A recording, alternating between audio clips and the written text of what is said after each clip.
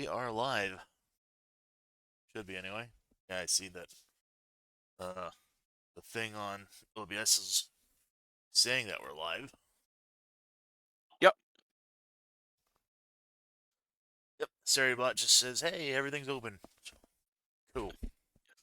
Yep. Everything's okay. Go ahead. Everything is all right, human. Go back to your streaming activity. Yeah, I was just mentioning to everyone here on the CodeCom that, hey, there was a little reference I kind of wanted to show off on stream, and I completely forgot about it, because I wasn't certain what thing it was. It turns out, yeah, it was from this trial, case 3, but it was during an investigation phase, and I totally missed that. But yeah, it was a reference to 300, specifically the "This is Sparta" line.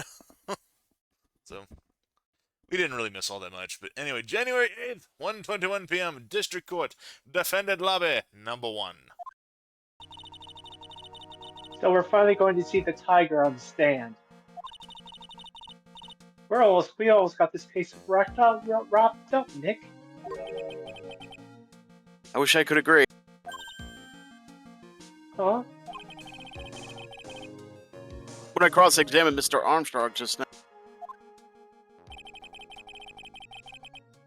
he said he was just doing what the tiger told him to.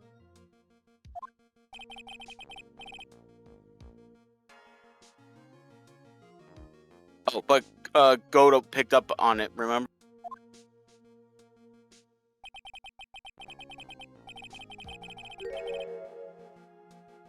He pointed out that without proof, we don't know if that he testified is the truth.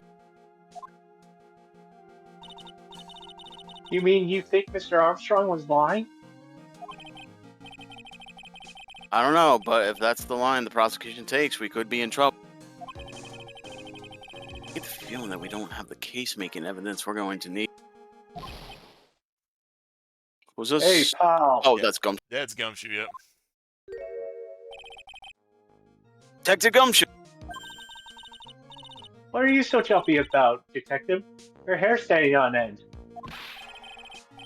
Hey, that's the podcast calling the kettle black, little Miss T-Knot. And Top Knot, but yeah. It's not a top knot. Never mind about the hair. Just calm down, all right? I can't stand still when I don't have a job to do. I kind of get wound up. No kidding. Good. Have something you need me to do, pal? Anything. Anything? Well, nah, I won't say. Hey, I'm gonna take a jog back down to the precinct. I could get some prints analyzed for you if you got an hour. An hour? The trial will have reconvened by then. But Nick, we still don't have a really decisive piece of evidence. True. Without some kind of trump card to pull out of the bag, we're really stuck. Oh.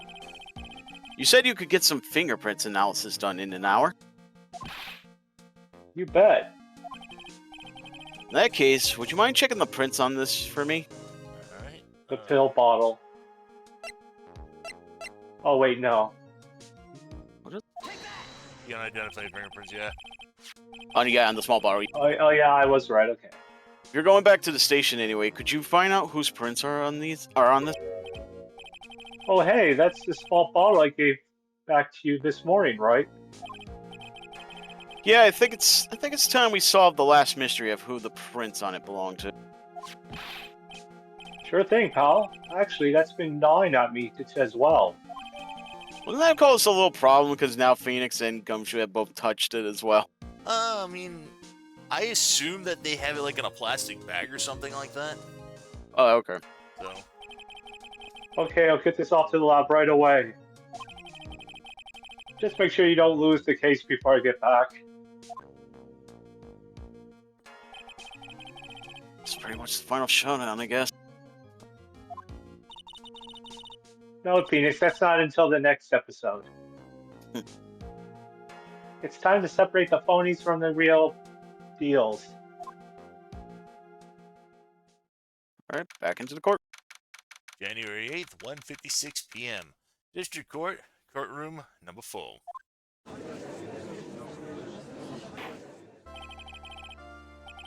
Oh, I'm going to get shoot. Court will now reconvene. Mr. Godo, did you find this Furio Tigre? I even tamed him for you. It was a 3-cup job, no problem. Tamed him? The guy's name may be Furio Tigre, but come on. He's pretty lively. Be careful, he still bites. Very well. Please show Mr. Tigre to his stick. Alright, good. Like the last time I gotta do this. Yeah, even Tim points out, plus if he did, they'd know it was Phoenix's prince plus whomever's. Oh, that ran on his own. Yeah. Sorry. They got the judge was just asking what his name was. Don't hide under the table, Maya, unless there's room for me down there too. What you say to me? Nothing. I didn't say nothing. Honest. Who could have guessed that fear would induce a bad Brooklyn accent in the judge? I got business to take care of, you hear me? So who the hell called me into this hole? Was it you, Spiky? No, of course not. It was... Judge. Your Honor? Oh dear, why am I see to it drop my head? Where on earth is it? Don't mind me, just carry on with the proceedings as normal. We're doomed. Maybe you didn't hear me. I said who the hell was it that called me in here? There's no need to shout. We can all hear you. What you say? There's no point struggling. You're caught in the snare. The relentless snare of the law. And I'm the one who holds you in.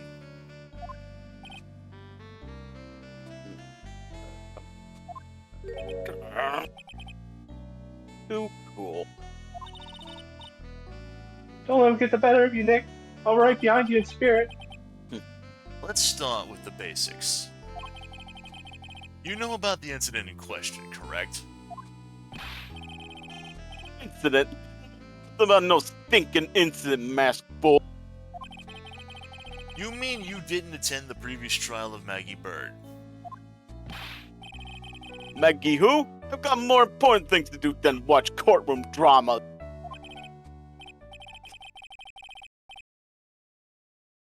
Of course, well, perhaps you give us your testimony then.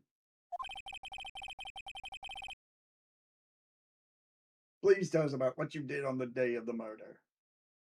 Oh, he's staying underneath there. Phoenix, right. You's the one who set this up, didn't you? You's gonna regret the day you ruffled the tiger's fur. You hear what I'm saying?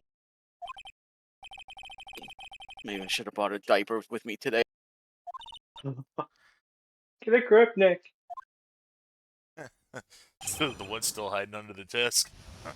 Yeah. Nothing about no murder. I was tied up with business in December last year. Spent all of my time in my office. I got whales lined up to borrow cash from tender lender every single day. You just want to check my alibi? Just ask Violetta. At last I found my pen.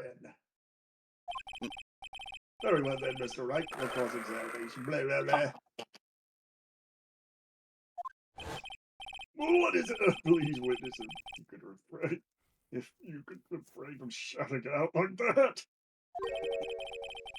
I know the kind of games that guy in blue played. That lowlife ain't no lawyer. He just punches away at stupid details till he wins. Lowlife? Me?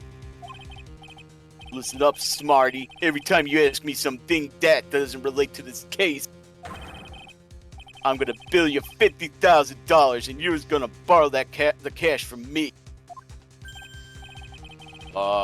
That's one load contract I refuse to sign. I don't think it ain't gonna hurt. Don't think it ain't gonna hurt when you make tangle with the tiger.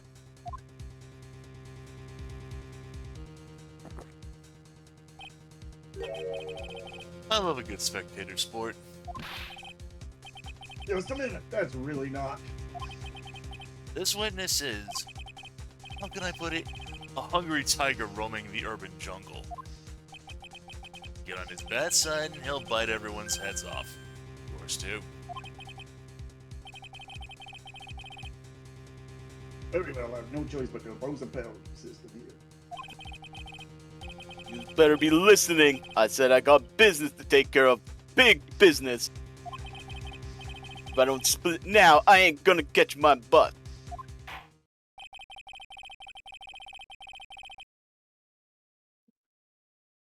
Court won't oppose a penalty for any irrelevant pressing of witness testimony. He is not kidding.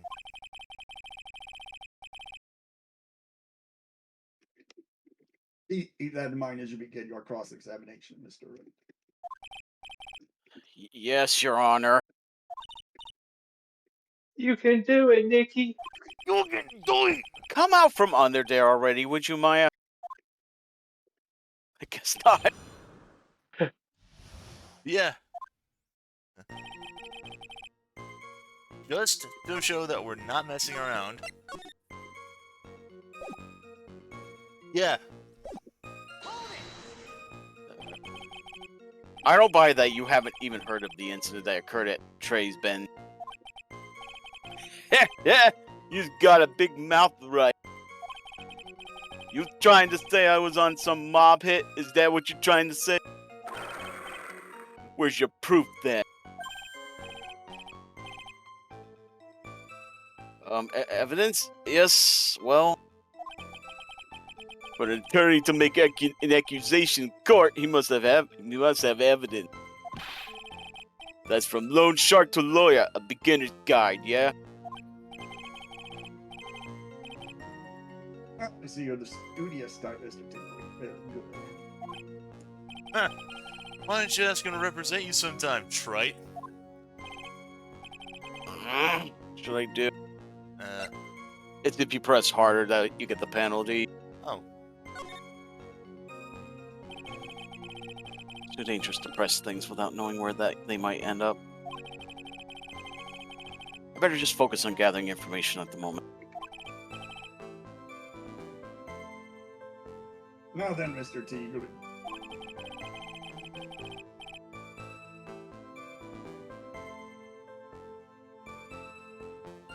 Would you mind repeating your testimony from the beginning, please?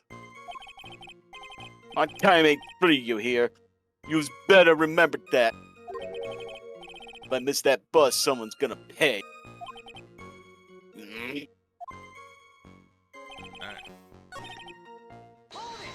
We want to at least press the second one. Are you sure? Are you sure about that? We're talking about 1 month ago, you know.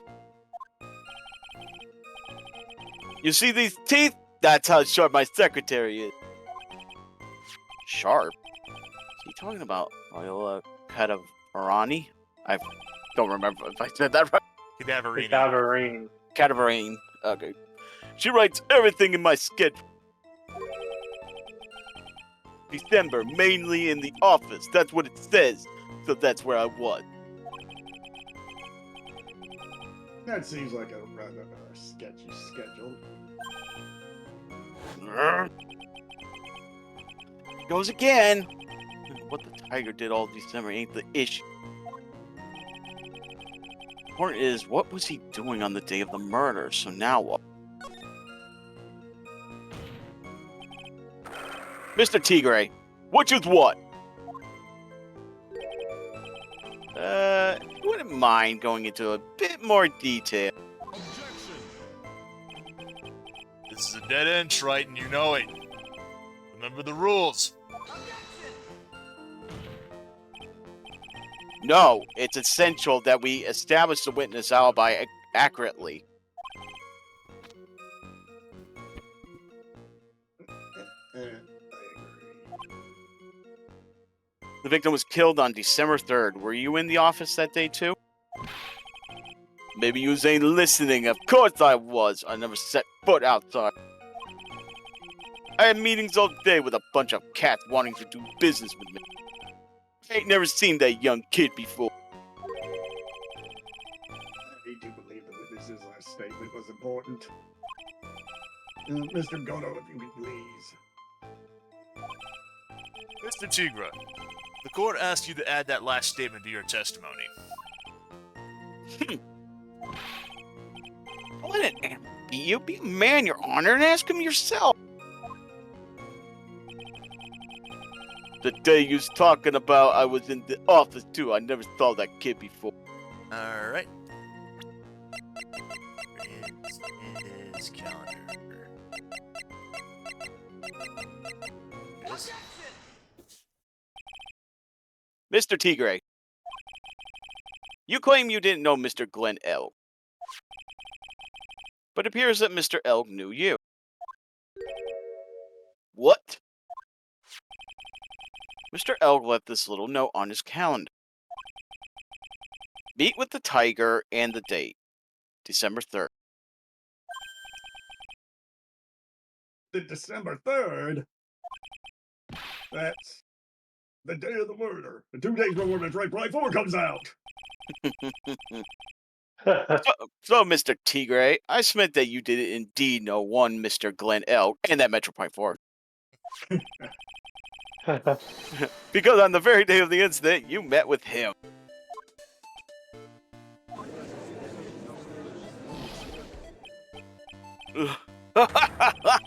Not bad. It's actually not bad. Come on, stream. There we go. Sorry. I was just messing with yous to see how good you were. Did you hear that, Nick? He said you're not bad. That's one compliment I can do without. Oops, I goofed. I meant 1 day before Metroid Prime 4 comes out. Oops. Oh. The That's fourth one- fifth. Oh, yeah. That's one compliment I can do without. Please. Plus, he's lying through his teeth. Witness, please remember that you're under oath. Lies will not be tolerated. You just call me a liar? Is that what you're doing? Roro. Ruh-roh, Raggy! So you're saying that your claim to have never seen that kid before is the truth? I should have done that in a more Scooby voice. Ruh-roh. Yeah. I said I'm dead serious. You better believe that's the truth. Huh! Then I'd say that gives me time to enjoy another cup of pure black magic. I am a great magician! I summon... Coffee cup! That is, while you testify for the court again, Mr. Kid D. Gray. Oh yes, would you mind indulging the court, witness? You ever actually met the victim? It's gotta be a lie right there. Time I nailed this guy. I meant to say, I cast summon coffee cup, but oh well. Looked it up. Oh no, it landed on someone's head instead. I ain't no liar. I never met Glenn L. There's some lame guy with that name, though, wanted to borrow cash from me. I set up a meeting with the guy at my office tenderland. Oh, Tim, coffee's overrated. Take that, Gono. I waited around for him, but he ain't ever showed. I ain't never even been to that trade Ben joint you see. So glad we're almost Trabian. I'm so glad we're almost not gonna say that anymore. Travian. He's perfectly logical.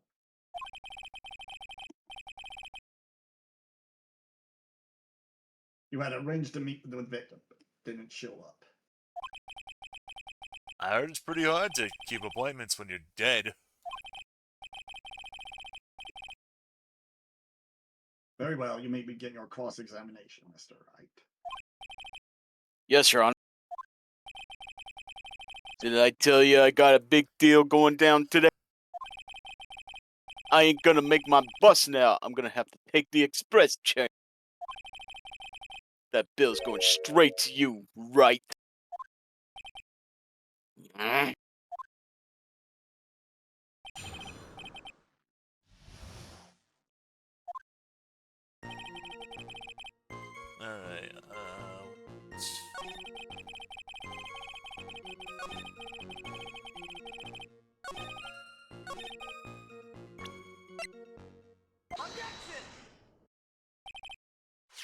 Mr. Tigray, is there something you'd like to tell the Corps about these matches?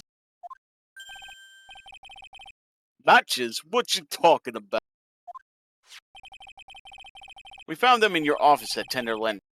They're from that restaurant. What? If you really never been to Trey's BN before, what was a book of the restaurant's matches doing on your desk? You've been snooping around in my stuff now too, wise guy? Where are you, my ball and chain? Ain't no broad controlling me.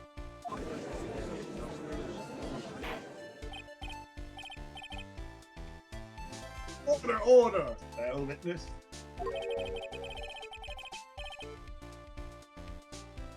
I think it's time you started telling us the truth, don't you?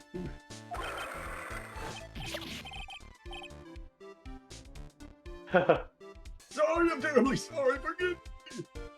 You lied about the Metroid Prime 14! No, pussycat, I don't go back on what I said. But okay, I was at the joint that day. What? But listen good, alright? I might have been there, but I still never met that kid.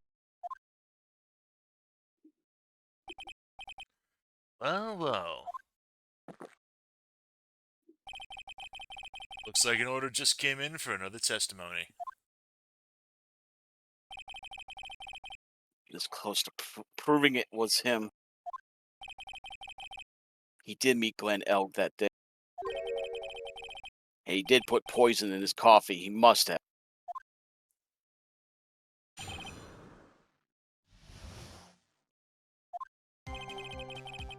I was supposed to meet with the kid at the restaurant that afternoon. When I opened the door to the joint, I saw one ugly scene. That guy was laid out all over the table, stiff as concrete. I figured if the place wasn't hot already, it was gonna be, so I split. I heard the cops' sirens on my way out, and I went straight back to my office.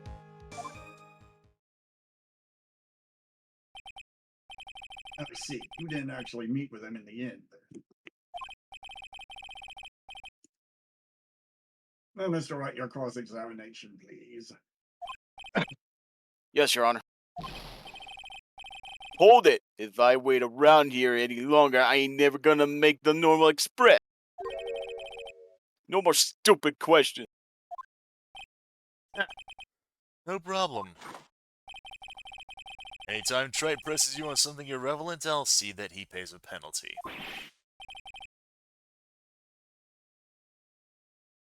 Oh, that's Mr. Godo, that's my job. Your job is to slam that little hammer of yours and call a guilty verdict. So do it! Also, fix the battery! I'm just joking. I saw the low battery sign on that. Oh. The Special Express ain't cheap, right? Just so you know, since you're paying. Oh man, doesn't the rule of law mean anything around here? No, otherwise you would have read those books.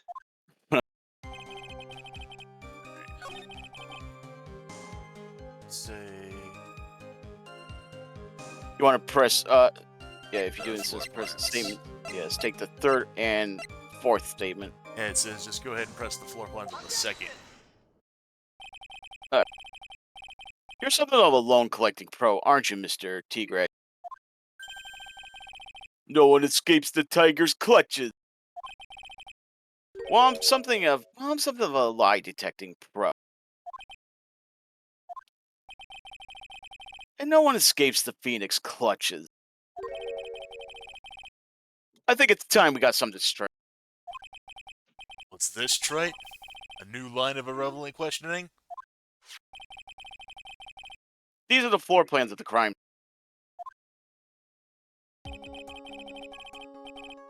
You say you were staying at the entrance, Mr. T. From there, your field of vision would have covered an area something like this. Indeed, the witness would have had a clear view of the victim's seat. Isn't that what I just said? I saw the back of the kid's head. Unfortunately for you, that is not possible. If the court would think back, you remember that between each of the tables is a tall partition.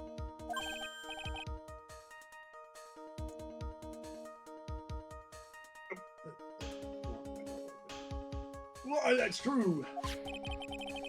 Now look at the plans again. The truth is painfully obvious.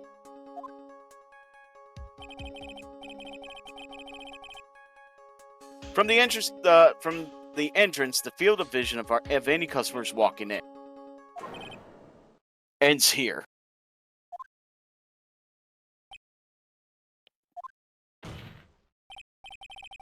So from the entrance of Trey's Bien, you couldn't have seen the victim's seat.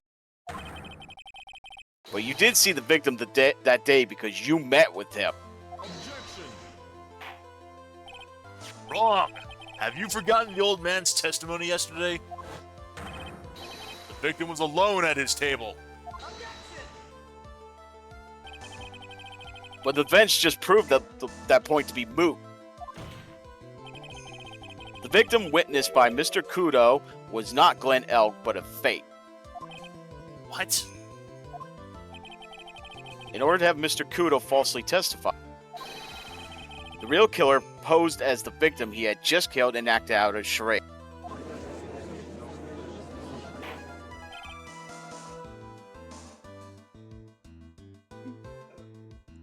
There, that will do.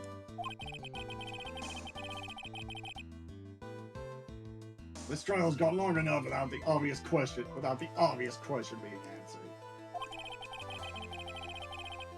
Who exactly was this real killer who impersonated the victim?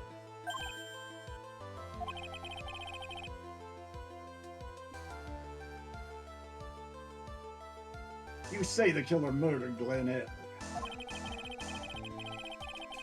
and then impersonated his victim in a performance of Victor Kudo for perfect. And then impersonated his victim in a performance for Victor Kudo. In that case, Mr. Wright, reveal the identity of this criminal to the court. That would be Tigre himself.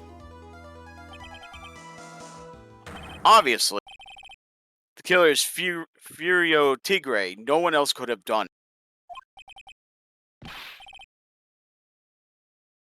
What? Well, witness.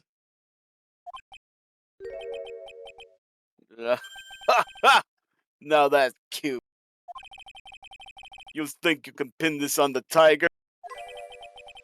Maybe you just don't understand. The tiger is king of the jungle. So I dare you to say it again. Come on, you got the gut. You can't threaten me, Mr. Tigre.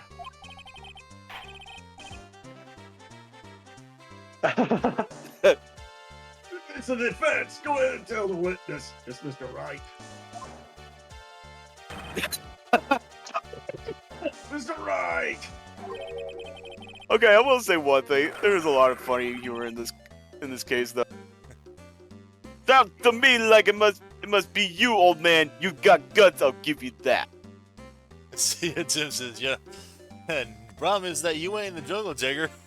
This is even this far in, the music is still excellent. Nothing beats the OG games, the game themes though. Maya's theme in the Mia scene examination one and the courtroom pretrial one. Yeah. Mr. Right, do not leave this alone. Perhaps I can end this embarrassment. Mr. Godo. Let's just go back over Mr. Kudo's testimony one more time. The old man didn't see the victim. Oh, no, no, no. Savvy girl brought him a Javachino, but she put something in it. There's no question about it. She very conspicuously put some white powder in there. Was the victim he saw the real victim or not? That doesn't matter. The fact remains he saw the accused put the poison into the coffee. Yes, it was the waitress who poisoned the coffee. Very impressive, Mr. Goda. Waiting for my absence to launch your attack. Huh. I wasn't scared. Found your pen at last, trite? It was in my pocket. But anyway. Mr. Kudo witnessed two people that day. He saw the victim, the supposed Mr. Glenn Elg, and the waitress from behind. Yes, your point, Mr. Right. I think the conclusion's obvious.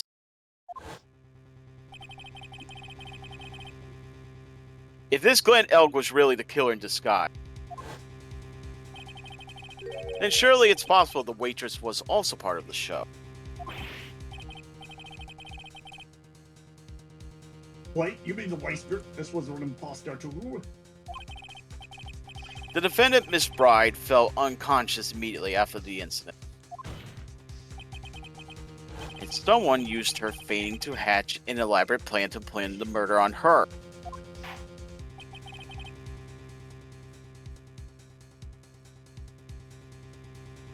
What on earth was it?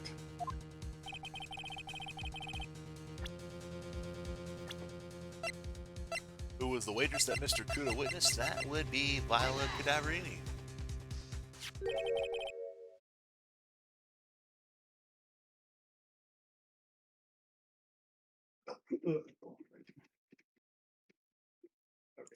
Who is this? Who is this woman? Her name is Viola Cadaverini. She's an employee of Tenderlender. He was making a big mistake. Do you know who Violetta's grandfather is? You better be going home in an armored truck tonight if you know what I mean.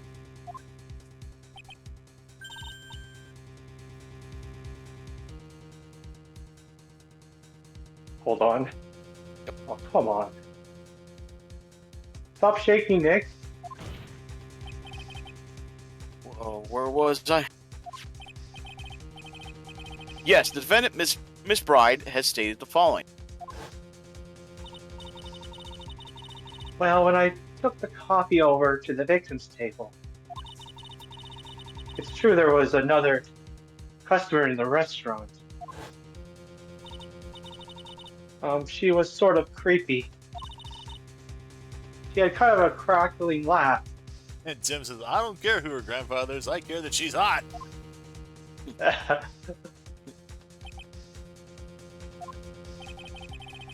There are just too many contradictions in this case. The second man at the victim's table was who nobody but Miss Bride seems to have seen. The earpiece worn by the victim in his left ear when the eardrum was ruptured. In the radio show he was supposedly listening to half an hour after it was over. There's only one logical explanation that clears up all of these contradictions. The whole incident took place twice, once for real and once for show. And Mr. Furio Tigre, the only person who could have committed the crime, is you.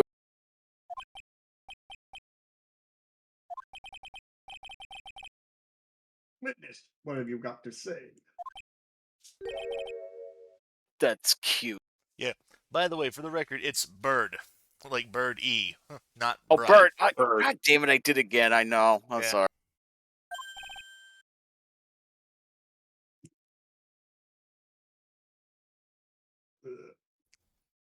So sorry. It was all right. I could do with a guy like you around. What do you mean? Okay, I'm in on this game. I'm gonna have to charter that jet to get me to my meeting now, but I'm gonna give you one more thing to think about before I go. Something to think of? You's got it all wrapped up nice, huh? Right. But you's missed out the one really important thing. But that can't be. I was in the joint that day, and I met that kid too. But I couldn't have poisoned him, you see? What? You really expect us to believe you now, Mr. Tigre? What a troublemaker. Troublemaker? Looks like we're gonna have to need another one for the road.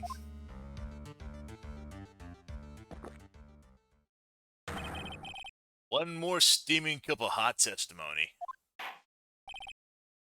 Indeed. Witness, you will explain yourself to the court.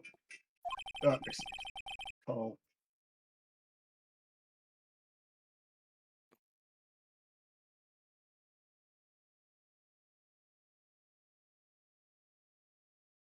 Did Jay say that was his phone that went off?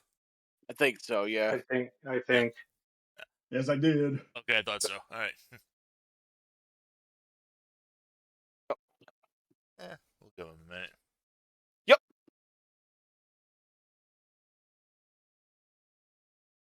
I think my mom accidentally dialed me by mistake because she's not responding. Ah, Oh, butt dial.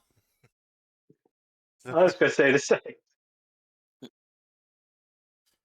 Ah, yes, memories of trying to explain to a person studying ESL the difference between a butt dial and a booty call. I will give you one more chance to testify.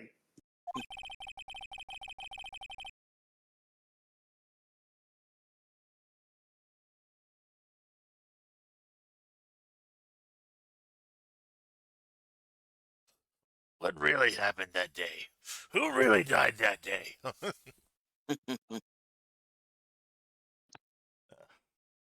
Didn't even find us is such a good What happened that voice day actor. at trade reading between yourself and the victim? Sorry. I was just thinking back to Vinny Vinesus's impressions of the old Mario from Mario 3. oh yeah. Yeah, I loaned El Cash about $100,000. That day we was due to have a little chat. The kid had hit his payback date, see? So anyway, he tells me he's got no way to pay up.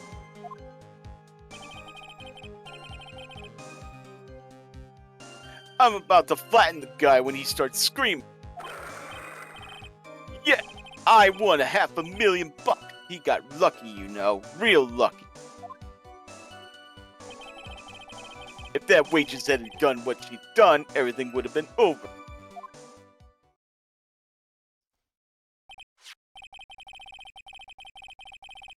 Oh, I see that the principal amount you loaded to Mr. L was $50,000. Yeah, well, you got the VIG to take into account interest. Builds up fast, you know. I want straight. Okay, faster than fast. $100,000 is twice his principal.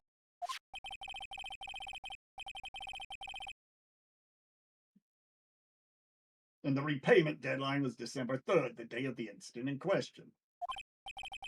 We wanted to use that repayment so we could afford Metro Prime 4 the next day.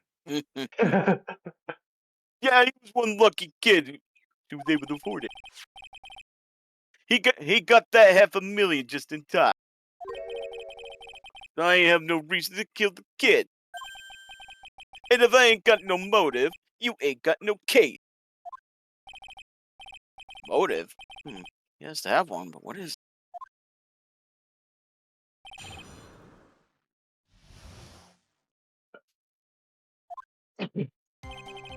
It's a 5,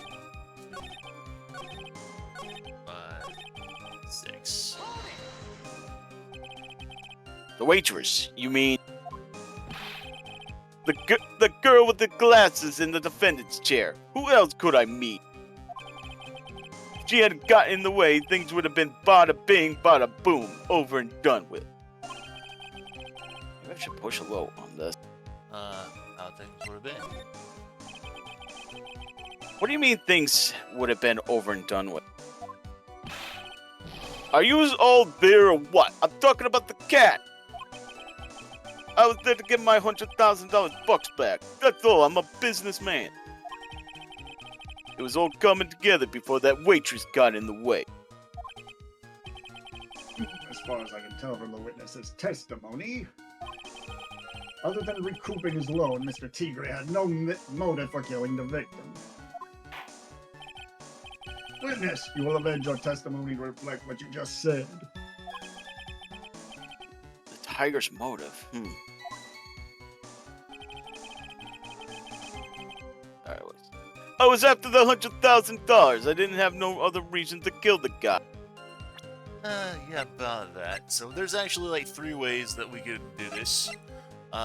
We could either present violent medical papers, we can present MC Bomber, The CD, yeah. or the sports paper. I think we're gonna go ahead and present. Oh yeah, the sports paper also had MC Bomber on it too. So you just intended to get back the $100,000 Mr. Elgo you, correct? I loaned the guy the cash, so that's my right. Unfortunately for Mr. L, $100,000 wasn't enough to cover it, was it? Huh? About 6 months ago, you were involved in a traffic accident, weren't you? An accident involving a car and a scooter in which a young woman was injured. She was taken to the hospital where she underwent surgery.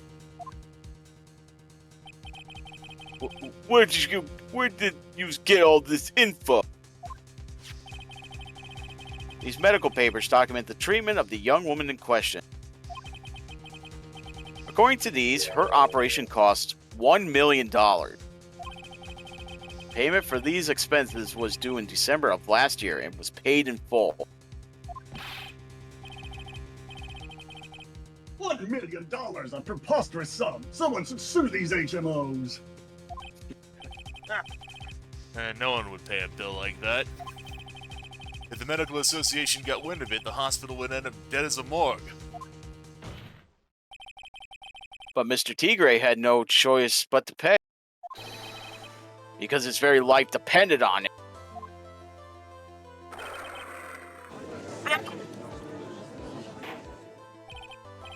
Order. You say his life depended on it, Mr. Wright? Indeed it did. Simply because the injured woman was none other than Viola Cadaverini. Did you say Cadaverini? Bruto Cadaverini, mob boss in charge of all underworld activities in the city and doting grandfather to his precious Violetta, also known as Viola Cadaverini. Your life was in danger unless you paid compensation to the boss, correct? It makes sense. You were desperate to acquire the $1 million Cadaverini demanded of you. So desperate, in fact, that you decided to sacrifice Glenn Elk's life to pay your debt.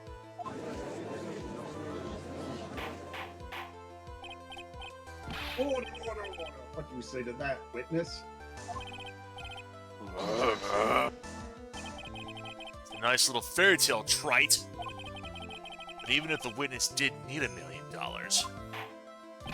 that doesn't tie him to Mr. Elg's murder. Mr. Elg only owed him $100,000, and he had no hope of repaying it anyway. Yeah, that guy wasn't worth my spit. I don't think so. In fact, the opposite is true. The opposite? Lending money with no hope of ever seeing repayment would normally be bad for business. But, in this case, the very fact that Glen Elk had no way to repay the money is crucial. What? Do you know where you're going with this, Nick? You gotta think outside the box, Maya. Outside the box? But I like the box. It's nice and safe in there. It's very straightforward. Mr. Tigray wasn't after the $100,000 at all. You have a logical conclusion with this theory, Mr. Wright. Would you care to share it with us? What exactly was Mr. Tigray after?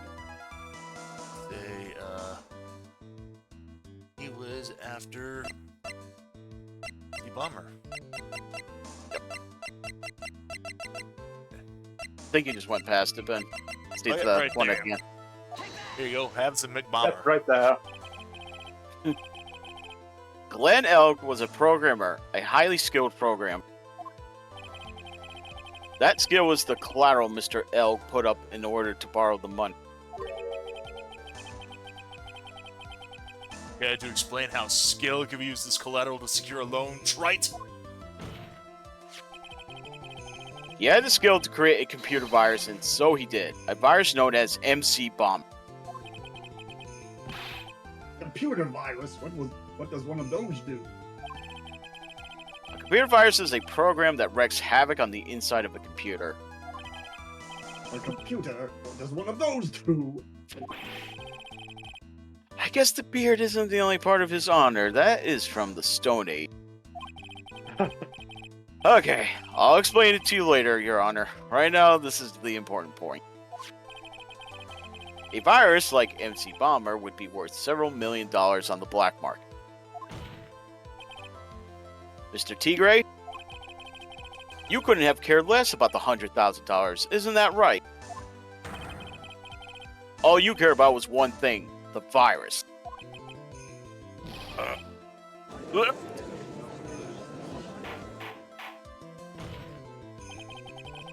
On the day of the murder, Mr. Tigray's sole intention was to get his hands on this CD.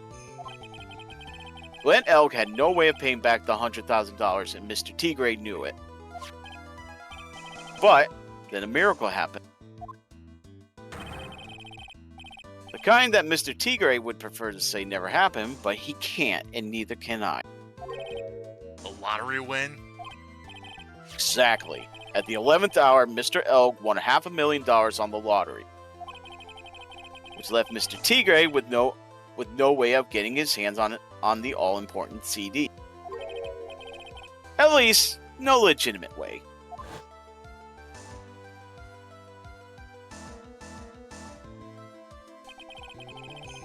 So he resorted to illegitimate means. That's crazy. He murdered Glen Elk and then made his next move.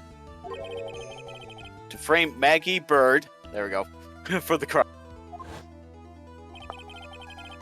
Mr. Tigray posed as Glen Elk, while Viola Cadaverini played the role of Miss Bird. I almost said that. And then they reenacted the whole thing in order to establish a win. The witness being the one we all heard testify yesterday, Mr. Victor Kuda. Like I said, trite, that's crazy. No one could pull off a stunt like that. For starters, there's no way the chef could have been kept in the dark about it. But Mr. Armstrong was in on it from the very beginning. Have you forgotten already, Mr. Goda? Mr. Armstrong owed the witness money too. $500,000, in fact. He had no choice but to go along with Mr. Tigray's plan.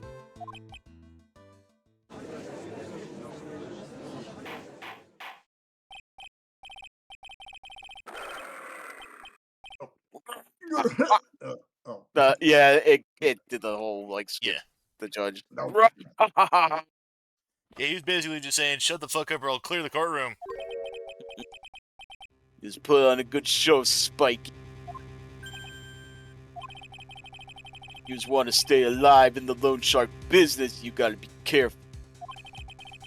You say that I dress up like that kid and create a witness and frame someone? If I did something crazy like that, I'd leave a trail as bright as my shirt. I ain't dumb enough to do something sloppy like that. I agree. You do? Despite your appearance, you are very careful. That's why you took one more precaution. Come on. One more trick to make sure Miss Bird had no way out. What? Another one, Mr. Wright? Interesting. Why don't you fill us all in, Trite? What was this trick you say Mr. Tigger had performed to frame the accused?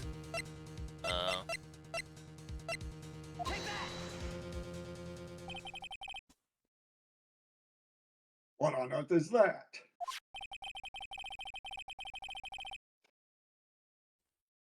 What an insult to think anyone should be fooled by such a childish imitation. Yeah, about that. You're self-insulted, Your Honor. Mr. Tigre, you didn't just pose as the victim on the day in question. A month ago in this very court, you posed as me.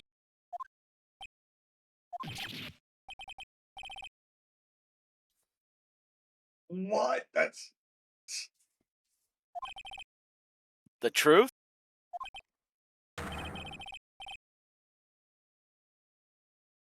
What? The witness looks nothing like you, Mr. Wright. Unless you put on some makeup and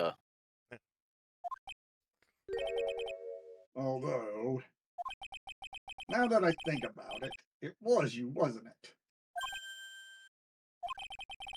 No doubt it was you standing in here at this very court a mere month ago. The Phoenix Wright had put up the most disreputable, shabby defense I had ever seen.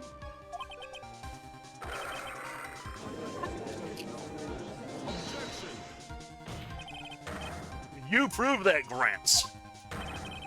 Prove the attorney who represented the accused here a month ago was this man? Are you prepared to take the stand and testify that it was him? Ew. Hmm. Eh, well, oh. Forget about it, yeah? I wouldn't do something like that. Not me. Let's say Tim says, unlike Phoenix, Tigger could actually present the attorney badge for a meaningful result. You made a mistake, right? It was someone else, huh? Have you no pride, sir?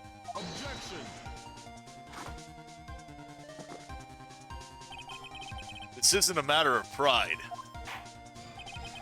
In case you didn't know, Trite, here in court we deal with people's lives.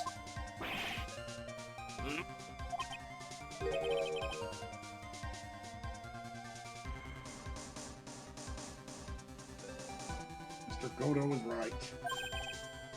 Your Honor? Speaking for myself, I'm absolutely convinced.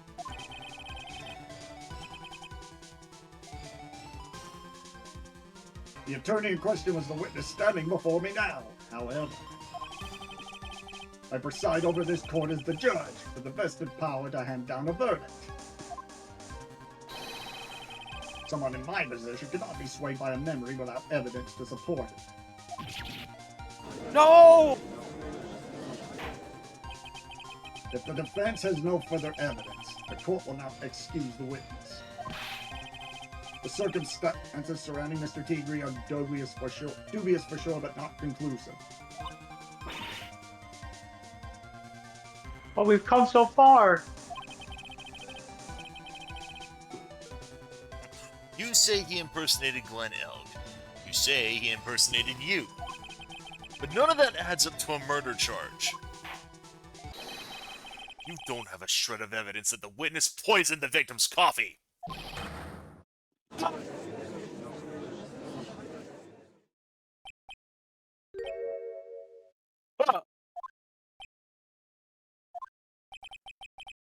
Sucks to be you, right? Don't mess with the tiger, or you're gonna get mauled. You've got that.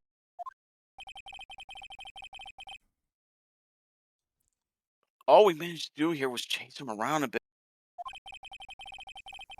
I was so close to getting him to admit his own guilt.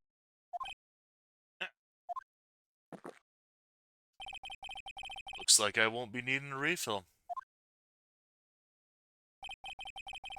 If I had just one more piece of evidence.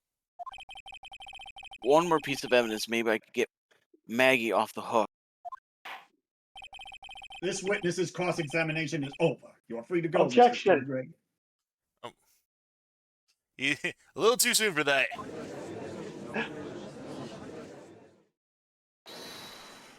Oh, so I actually hold it. Yeah. Your I Honor, restore- sir. There we go. Wait. Detective. Detective Gumshoe? Sorry I took so long, pal. I asked everything on this. I think everything on this. My badge that works. So here it is. My heart's counting on this too. What is it, Detective? Is it obvious, pal? The final decisive piece of evidence. What?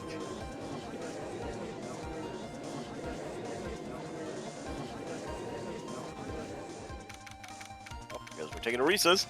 January 8th, 2:48 p.m. District Court, Defendant Lobby Number 1.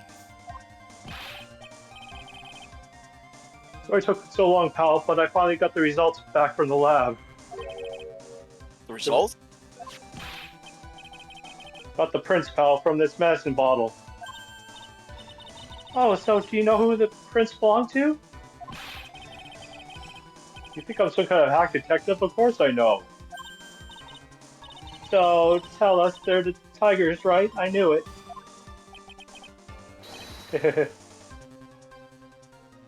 Come on. You bet.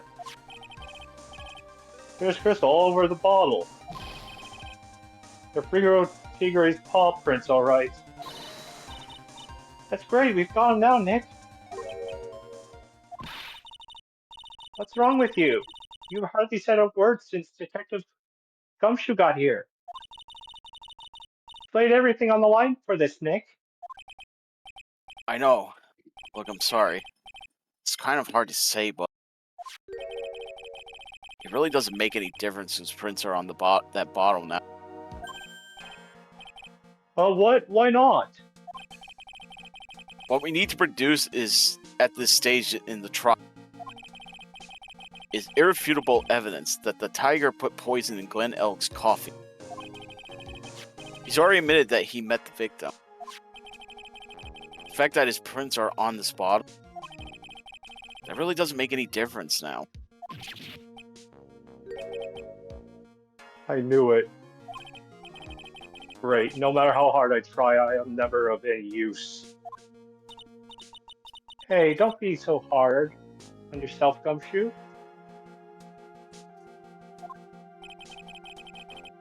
That was our last chance to help Maggie. I've been working on some useless piece of evidence the whole time.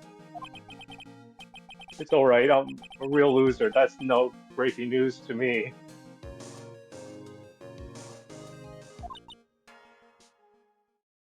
Who's I think this is probably Maggie. Detective? Gumshoe? Maggie? You've been working on something for me? Sorry I let you down, Maggie. I know you didn't do it. I'm a detective. We're supposed to be able to prove stuff like this. I'm really sorry. I'll get out of your hair now. Detective Gumshoe, wait. He's gone. Isn't there anything we can do now, Nick? I wish there was. Gumshoe worked so hard to get that evidence. Only there was some way I could use. Small bottle put back into the pocket. January 8th, 3:04 p.m. District Court, courtroom number 4.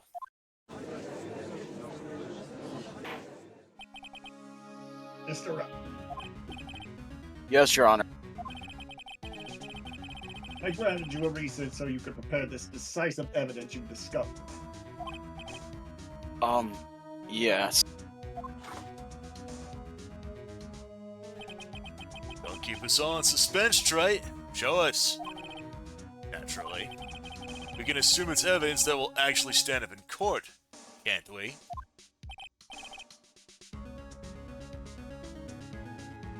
Think, Phoenix. Don't let Gumshoe's hard work go to waste. How much more of my time you's gonna waste? I've been to no court before. But you lawyers should know how to blow things out of proportion. No doubt, given the nature of the evidence, it will speak for itself. Nevertheless, you will talk us through it, Mr. Wright. Well, I know I can't prove anything new with this evidence. I'm only backed into a corner here, but maybe if he thinks he's got me beat, he'll let his guard down a bit. Don't keep us waiting any longer, Mr. Wright. Present this final decisive piece of evidence to the court.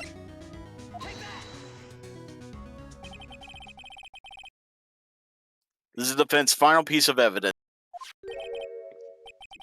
Isn't it the victims? Your Honor? Naturally, the court is already aware of the contents of this bottle. However, interesting new information has come to light. We have clearly identified some fingerprints on it. Fingerprints belonging to Mr. Tigre. What?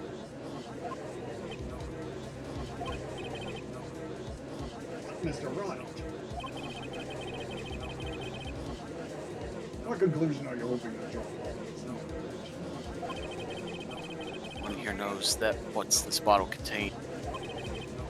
Except one man, one person in this courtroom, should theoretically be in the dark. My prints are on that fancy-looking bottle, is that what you're saying? But what the hell is in it anyway? Phony trial, a phony lawyer, and a phony clues. Everything about this case has been phony. He's like the perfect excuse for some phony evidence. Mr. Tigre, this is the decisive piece of evidence that will prove your guilt. Why? Because it contains... Potassium cyanide. This bottle contains potassium cyanide. Potassium cyanide. Poison used to murder Mr. Elg, Your Honor. The victim's killer used this very bottle. And on this bottle, Mr. Tigre, we found your fingerprints. Well, how do you explain that?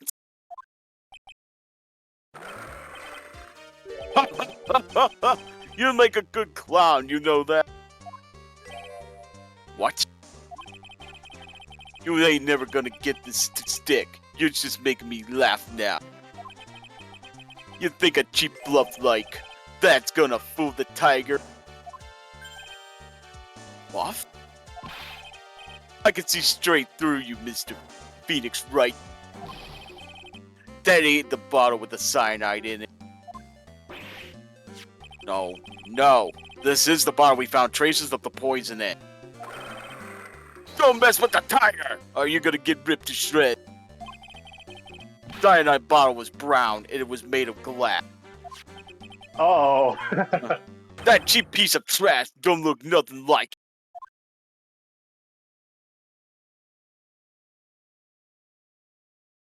Even Godam's like, God Oop. damn it! Yup. Oop.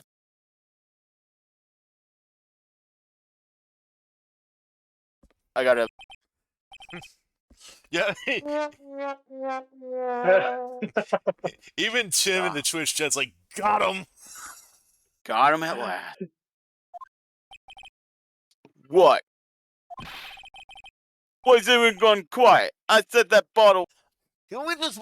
I know that you guys can't hear this, but just for the sake of the recording and for those watching on Twitch, can I just appreciate the fact that as soon as that Tigra pointed out the color and substance of the bottle, that when everything went silent, even the music cut out dead silent.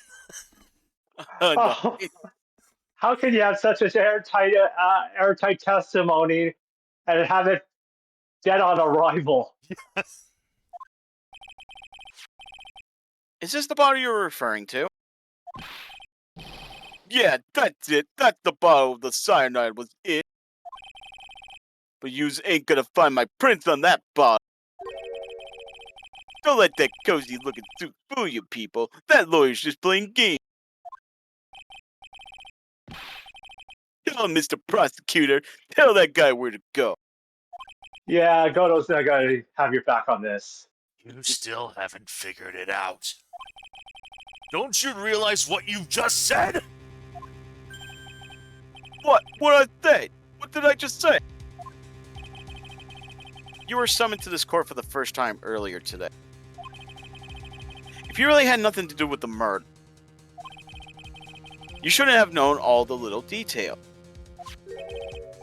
For instance, you shouldn't have known what kind of bottle the potassium cyanide was in.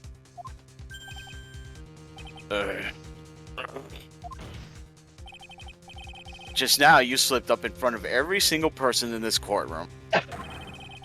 You described the exact bottle used by the killer to hold the poison. You just don't know who you're messing with. I'm the Tiger. I control millions of dollars on the black market. You think I'm gonna let some jumped up soup get the better of me? Sure. The last piece of evidence was phony. But that's just what you deserve. A phony trial with a phony lawyer. It was all played out by you, the biggest phony of all.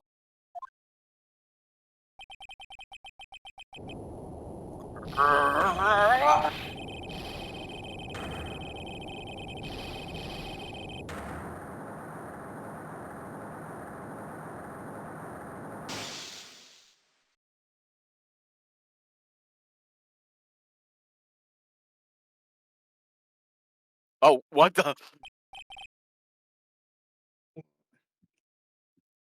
What's going on? It looks like a blackout. Wow, this room's so good. They blew out the light. Yeah, keep this in mind. The Godo's visor being able to glow in the dark like that. Yeah, keep that in mind. And Tim says, "My biggest phony," and this is to roar even further beyond.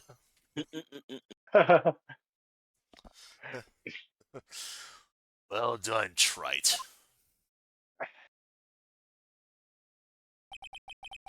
I saved my 17th cup of coffee just for you. Savor it. While you watch the police restrain your prey.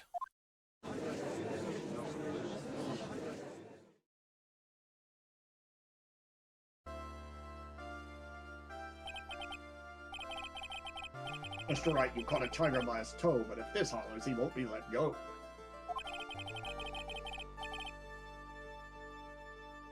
Now then, how are we going to... How are things going, Mr. Tigre, Mr. Godo? He is being arrested on suspicion of the murder of Glenn Elg, Your Honor.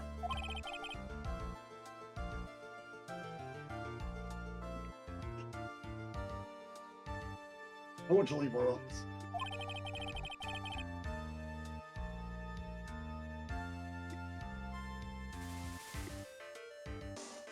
We managed to rectify a very good.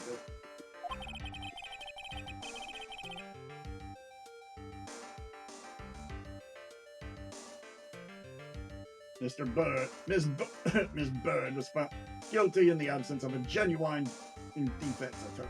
God damn, not only are we fucking up her name, we're also just misgendering her.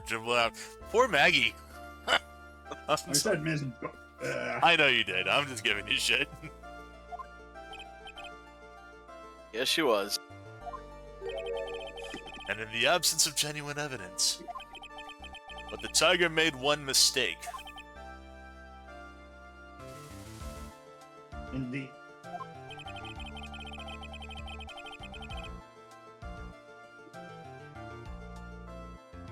He very nearly got away with everything if it wasn't for that one slip of the tongue.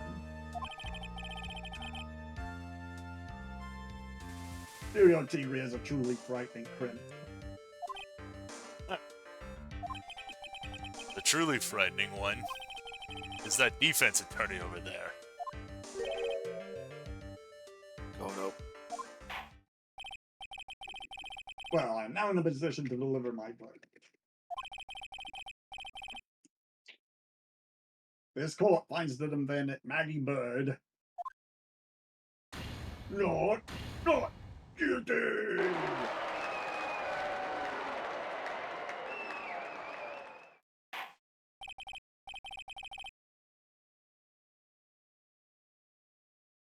That is all. This court is adjourned.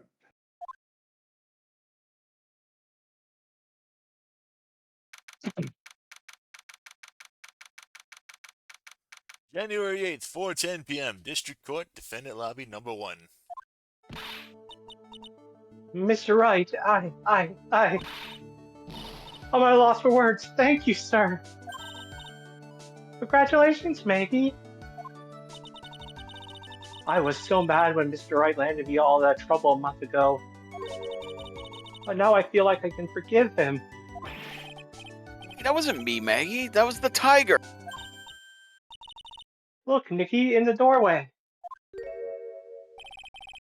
Detective Gumshoe. Oh, guess I'll be heading off then. See you later. See you around. What? Wait!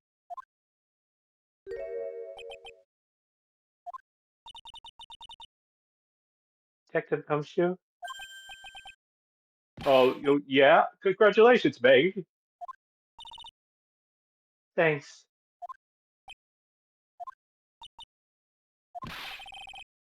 I knew you were innocent all along. Why didn't you say that in your testimony then? Oh boy. Oh? Oh, well, I was... Well, I guess I'll be heading off then. See you around. Wait up, detective. He just ran off. Maggie, why are you being so hard on him? He busted his butt for you. Thanks to him that we got the medicine bottle. That wasn't even of any use. Well, it's just not in the way we intended. But it's only because Mr. Wright used it so cleverly. Could have Gumshoe was just running around in circles. Poor guy. Looks like she still isn't ready to forgive him. Can't you put in a good word for him, Nick? Yeah, Maya's right. I should help Gumshoe out. It's clear he needs it. Maggie. You know, Detective Gumshoe's been really worried about you through all this. I wanted to believe that, sir. But on the first day of the trial, he practically gave a judge a 3-pass to lock me up. He didn't have any choice, Maggie. He's a detective. He has to report the facts. He doubted me, that's why. He thought I might have done it.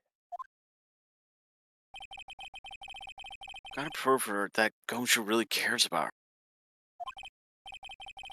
I know, I'll give her a little present to celebrate her freedom.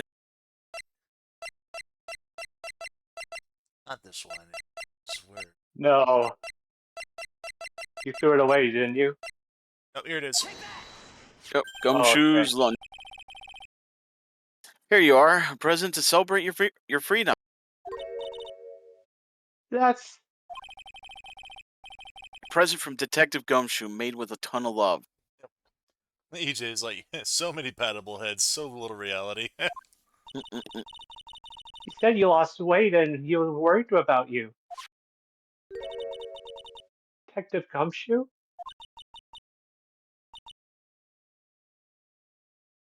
I I actually really like weenies, you know? Well, I can't take that out of context. No, sir. Arrgh. Did you guys hear that? I'm pretty hungry myself, you know. Yeah, the trial dragged on a bit today, didn't it? Is it okay if I eat this now? This is a day old, but yeah, sure. Nom nom nom nom nom. So how is it, Maggie? It's really good.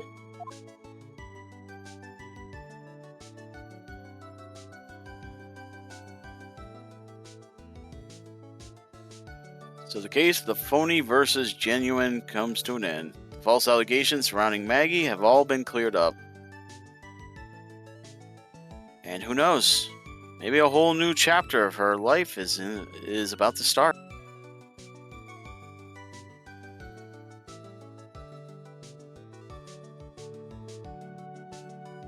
Episode 3, Recipe for Turnabout. The end! Brand new episode has been added. Turnabout Beginnings. Save our progress up to this point? Yes, sir. So there's something interesting about this one. I'm probably gonna take the defendant on this one because I don't have any characters to voice. Yeah. This is actually this is actually a pretty short one to my understanding. How So, short? It's gonna just go right to the trials. yeah. It's only a two-part thing. There's only two things in the trial, and then we go into episode 5. So yeah. So Wow. this one should be pretty quick. Yeah. Because this is gonna be the one that Phoenix does not show up in. Yep. Tim says third case was kind of weak early on, but it got better when the second half came on. Yeah, like I said, It did. this one's not a bad case overall. Like, there are, worse cases, but in terms of like overall in this game, episode 3 in my opinion is easily the weakest case of this game. So, Yeah, I think that's what he means by like from the yeah. ones we've seen so far. Yeah. But yeah, I agree. It did get better during the second half. Yeah, the hanging middle case, yeah. Yeah. So let her go. This Oh yeah, this is the victim. is that who's the victim? Is that my guy or? This is you. Okay, shut up! Come closer now, kill her! Sorry. You're not gonna get the chance. Oh shit!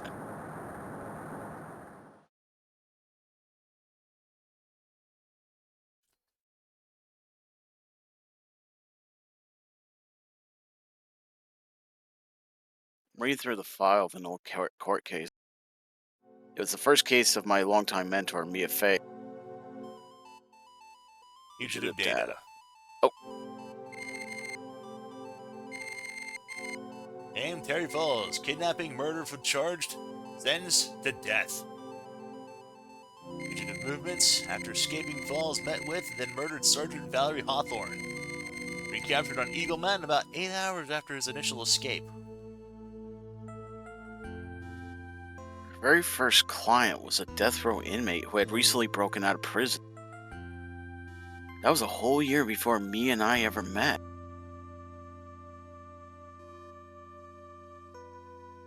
So it looked like Phoenix was in the hospital bed. Yeah, and there's a good point for that. So yeah, 6 years earlier, Mia's Faye's first trial. Yep, back to the pay. February 16th, 9:24 a.m. District Court, Defendant Lobby number 4. Get back to the past, Samurai Phoenix. So nervous, I feel like I'm gonna die. Should have accepted this case. Huh. Good morning. Don't be so jumpy, Mia. I didn't do nothing. I swear, I don't kill it, nobody. Terry Falls, my first client. Sentenced to death 5 years ago and now a prison escapee. Just relax, Mia. Make small talk and try to relax him. So why did you escape anyway? Yeah, I'm sorry. I didn't do nothing. I don't kill nobody. I never lie. I didn't escape from nowhere. But Mr. Falls, the police just recaptured you 2 days ago. Sorry. I told a little lie. Oh boy. Anyway, I didn't do it. I never killed nobody. Sorry for asking, but you're on death row, right? Yeah, I'm really sorry. They sentenced me to die 5 years ago, but I was tricked, I tell you. That woman, she lied in her testimony. That's why I got the death penalty. I swear it, I didn't kill her. I could never do that.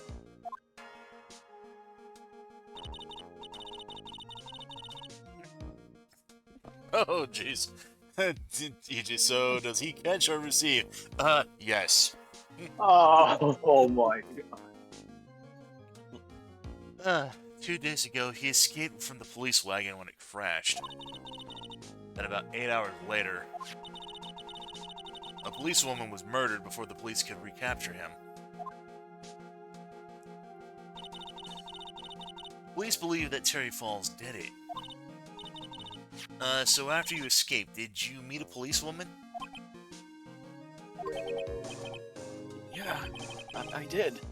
She's the reason I escaped. So that much is true. He did meet with the victim. But I didn't kill her. She was alive when I left. She was alive. It's true. You can trust him, right? I mean, I should.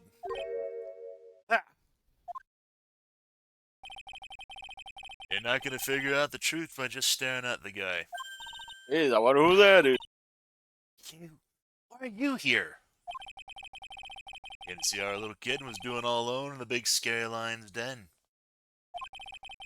I thought maybe you'd like someone to play with. Where's Mr. Grossberg? That old man probably still in bed.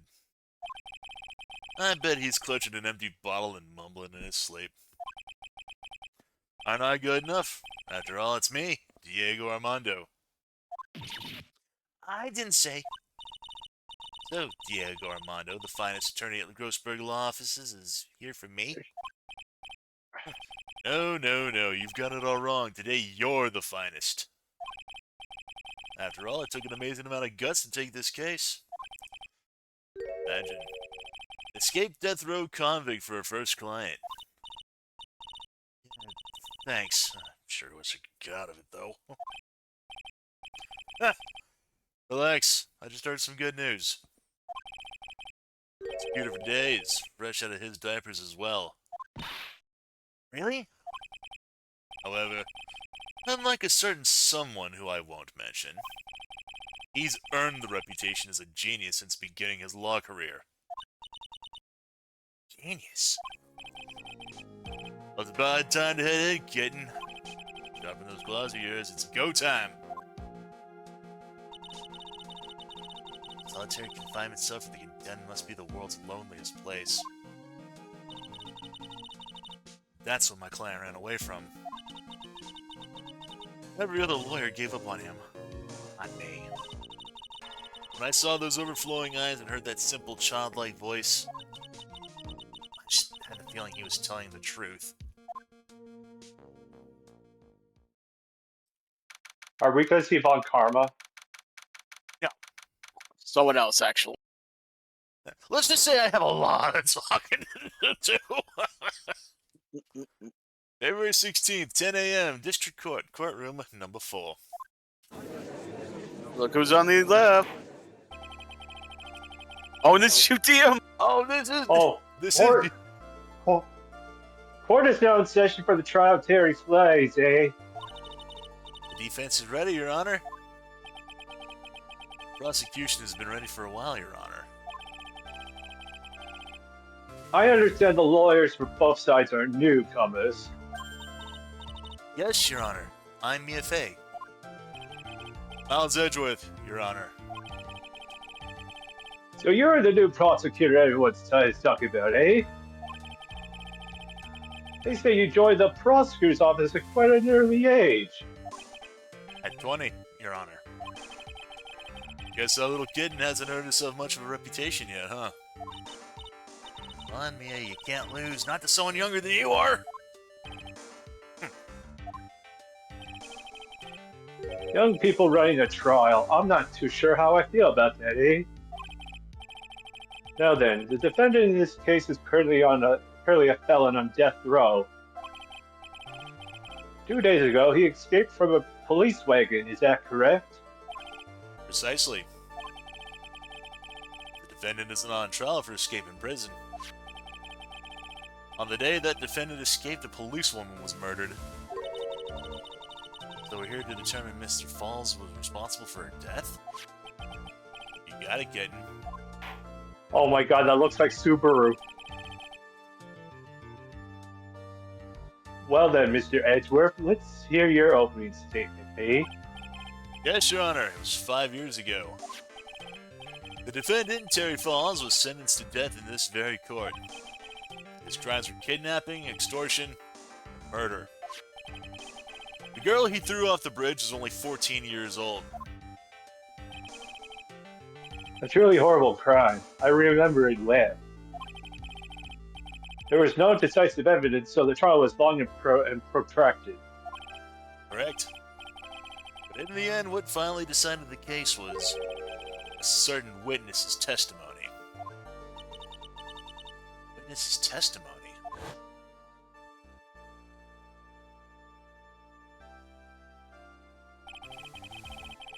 The testimony of Detective Valerie Hawthorne, the person who confronted this criminal. She arrested Mr. Falls at the scene and later testified against him. She said she witnessed Mr. Falls throw his young victim into the river.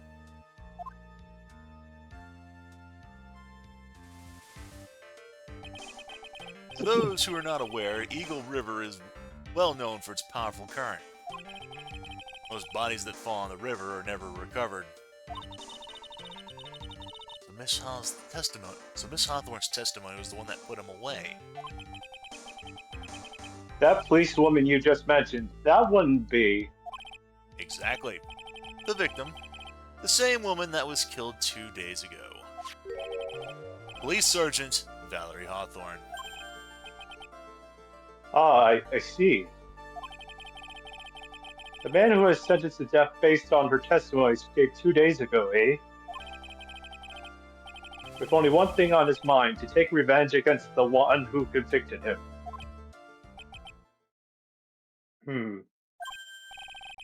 Aha, the truth is becoming clear to me now, eh? Huh? Yes. Quite obvious that the defendant is guilty.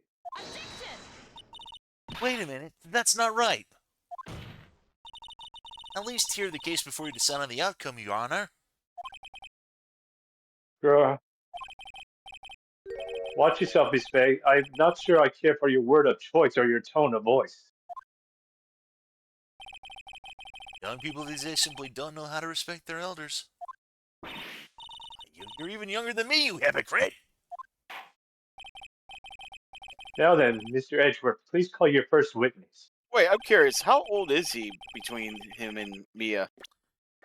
1 year. Oh, we can't. Oh yeah, it's not even mentioned here on me. She didn't Phoenix say she was 21 at the time?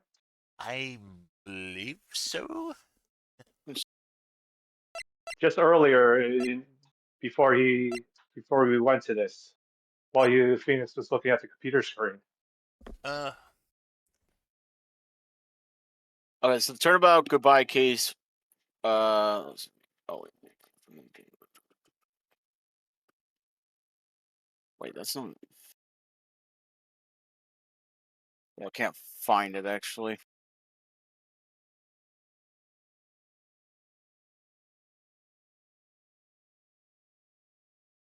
Yeah, I can't find it. Well, anyway, so something to point out: these clothes here that Edgeworth is wearing, we saw these before. Yes. Yeah, Von In the- Karma's. Yeah, back in Rise from the Ashes, you'll remember those were actually hanging on the wall when Phoenix and Emma were investigating the chief prosecutor's crime. So, I like the continuity. Yeah. Yeah. That they show. I called the detective who was in charge of the initial investigation of this case. And who could that be? Yup, Gumshoe. Oh boy. Witness, state your name and occupation. Gumshoe, Dick Gumshoe. I'm the homicide detective in charge of this case, sir. And see, even his coat's a different color. I finally got promoted to detective division half a year ago. I don't believe anyone asked you about that. Oof, yeah. A dog with a bone. Hey, ma'am, you got any idea how much work it takes? What is it? You're really gorgeous. Excuse me? Now's really not the time or place to be hitting on me, detective. Witness, refrain from hitting on the lawyer defense. No, seriously, my heart is aching for you. Detective, pull yourself together and try to be professional. Otherwise, I'll write you up on contempt so quick that something other than your heart will ache. Well, I mean, this is before you met Bird. Yeah, Maggie, yeah. Okay, I got it. In fact, actually, 26. Yeah. Slightly younger than Diego, because canonically, Diego was Mia's boyfriend, I think. Or at least her love interest.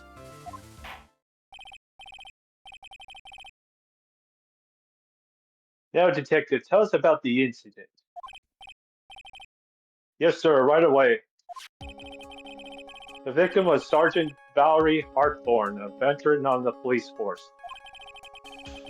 She was stabbed in the back with a knife and died from excessive blood loss. That much is already stated in the autopsy report. The court would like to hear more details about the incident itself. Yes, sir, I got you. Okay, let's take a look at this aerial map of the area here.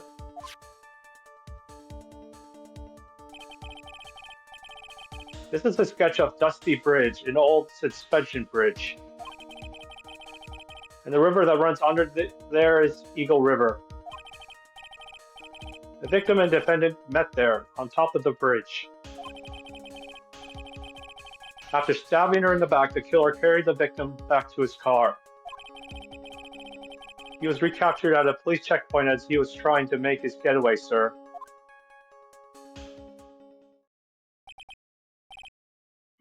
I see.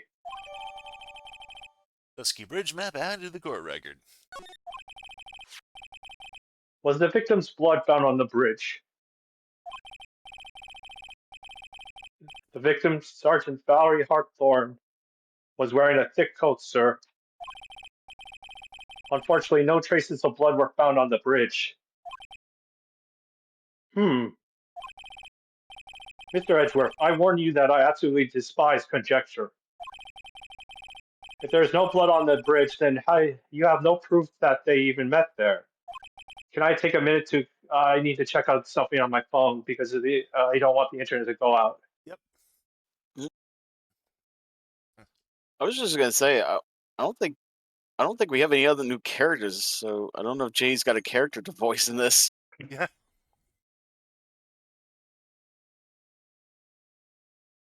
Okay, I'm back. I had to put it on data in case the storm knocked up my internet. Yep. Your Honor,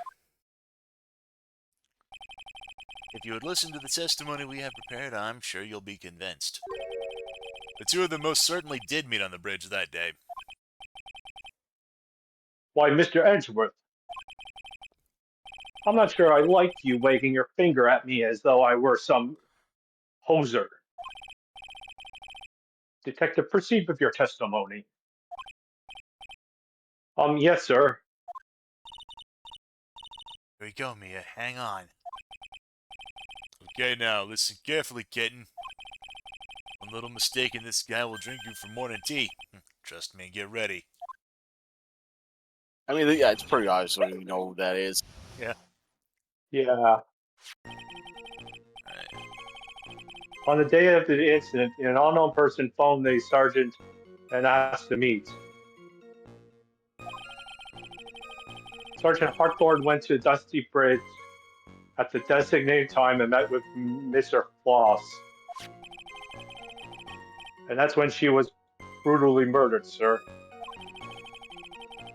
The criminal stuffed her body into this car and tried to make a getaway. Mr. Floss was arrested at the police checkpoint we set up at the base of the mountain.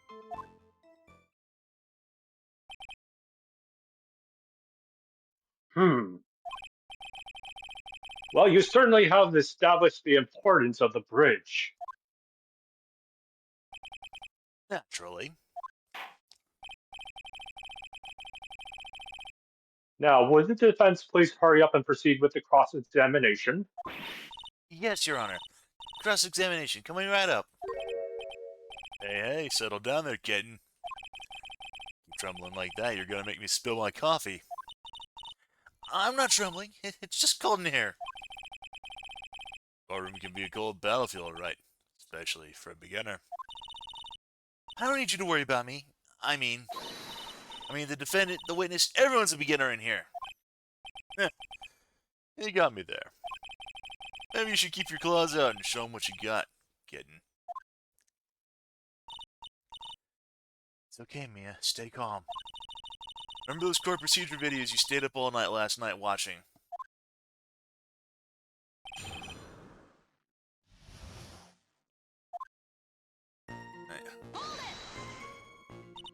This unknown person. You have no idea who it might be, right? Sorry, but I'm afraid I do. What? The one who called Sergeant Hartthorne was the defendant, Harry Floss.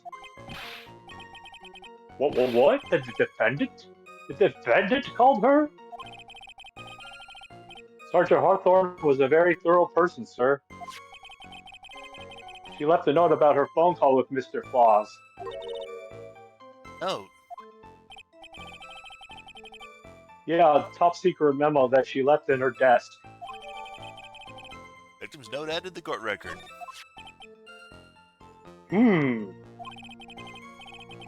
According to this note, it seems that the one who called her was on the bridge. Was indeed the defendant, Terry Floss. My idea was to keep that note from me. February 14th, 1:21 p.m. Falls. 4:30 p.m. at that bridge. Wear white scarf for identification. Talk to Dahlia. Tell her this time the whole truth must come out.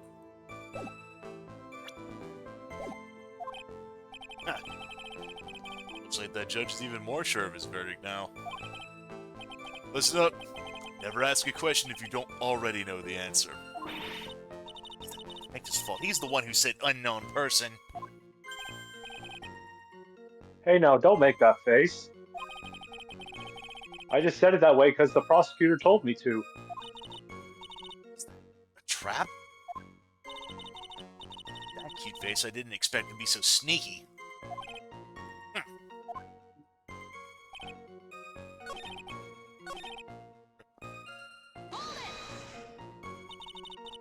Mr. Falls had a car then? Well, that bridge is way up the mountains, ma'am. The defendant and the victim both went up there by car. I mean, how else, right? What? You mean the defendant drove his own car? No, of course not. It was stolen. He stole it from a young couple that had been waiting at the red light. Car thieves. I'm not sure how I feel about car thieves. Is this guy sure about how he feels about anything? This is a photo of the stolen car's trunk.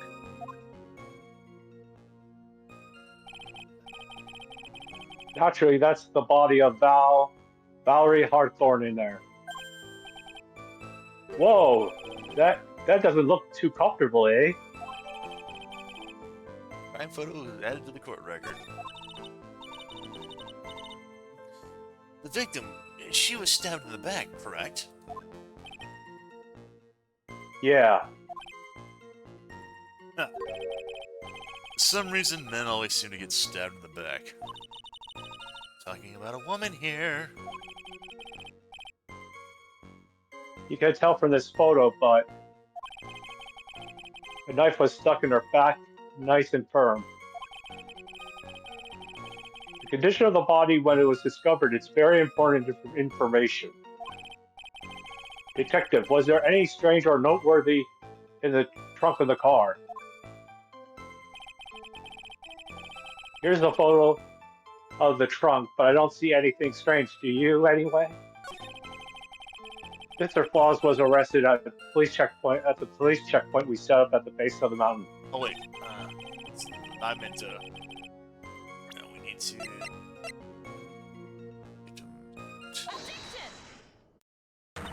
Witness.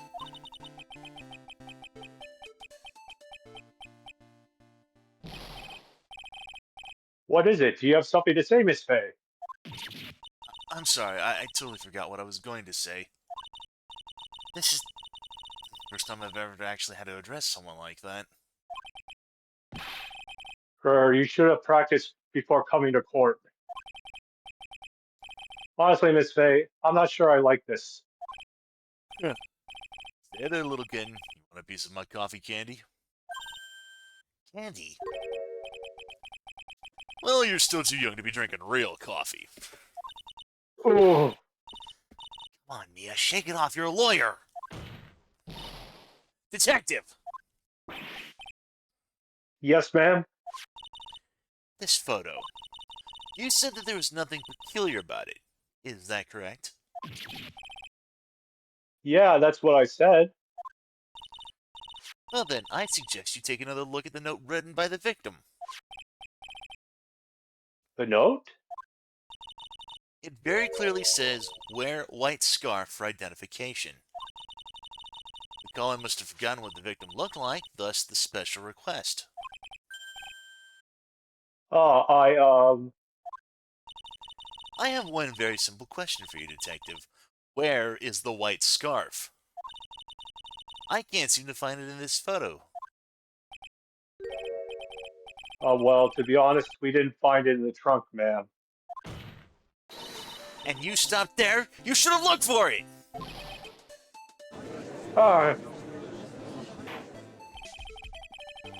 The caller told her to wear it to identify herself, so I expect she did just that. Well, Mr. Edgeworth, what do you have to say about this? I see the defense is a little lacking. The scarf you're searching for so desperately. Is it this one, perchance? Where did you find that, sir? On Dusky Bridge. I was there first and decided to conduct my own investigation. What? Why didn't you tell me? I made a decision to keep all pieces of evidence in my personal satchel. It's the safest place I know. That odd shot sure has a flair for the dramatic. It's not exactly white as the caller requested, but as you can see, it's close enough for what it was intended for. It looks like it spent some time in the mud. Not surprising, it was drizzling on the mountain that day. Prosecutor Edgeworth. He was intentionally hiding that scarf the whole time. The court will accept the scarf into evidence. Now, if the attorney for the defense is finished embarrassing herself, I'd like to move on with the testimony. That is all right with you, isn't it, Miss Fay? Oh boy, would I like to wrap this scarf around his smarmy little neck. Very good. Now, if we've done with this mud-covered scarf business, the prosecution moves to establish conclusively and with hard evidence that Miss Hawthorne and Mr. Falls did indeed meet on the bridge that day. Further, we will show exactly what occurred there. That sounds quite promising. I can't wait to hear all about it, eh? Sorry about the A on non-existent A's. I'm just playing it up. Eh, Yeah, that's that's fair. fine. I mean, the judge is, yeah. Yeah, that the younger judge is supposed to be Canadian, so Yeah. things moving at his whim. Don't forget, kitten, there's a reason why everyone considers this kid a genius. Genius, huh? I just didn't want to be too stereotypical, you know? Yeah, I hear you. Anyway, there's an eyewitness who was there when the incident took place. This photo was accidentally taken by the witness. It shows the victim wearing the scarf, sir. It was drizzling that day, unfortunately. It's a little hard to see what's going on. Anyway, the criminal shoved the victim from down from behind and stabbed her in the back. That must have been when the scarf fell off.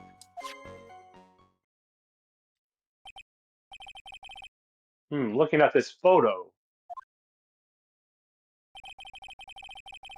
Come on, Discord.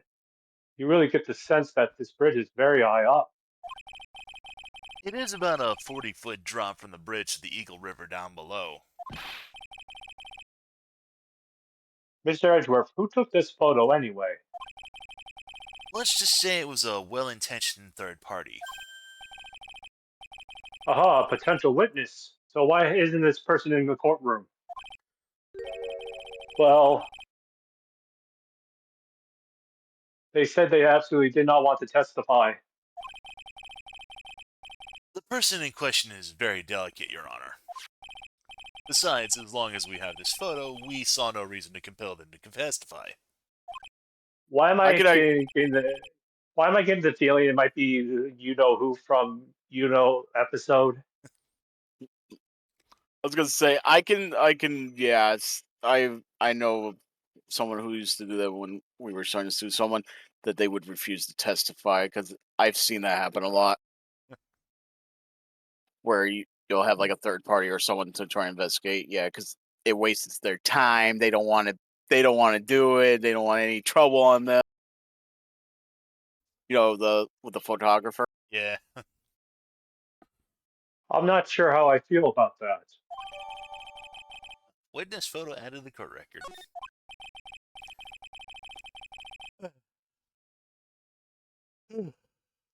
Sorry, that just kind of came out of nowhere. Sorry. So, as you can It's see... okay. Sorry, what was it about that? No, it's okay. So, as you can see, Terry Falls had both the motive and the opportunity. I think it's quite clear at this point what happened on that bridge. Also, I'd like to point out that just how young Edgeworth is doing that same kind of like finger wag that like Manfred von Karma was. Yeah.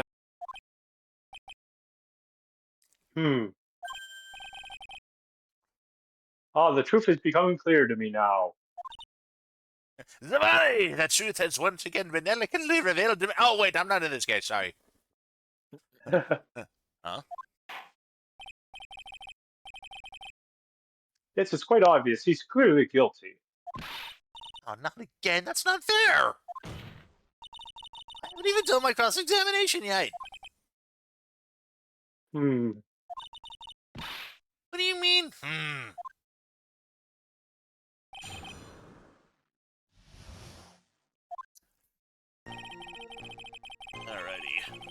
So Yeah, press the fourth tape. or is that part of the witness's testimony as well? Of course it was. He pushed the victim hard in the back and she fell down right on her stomach.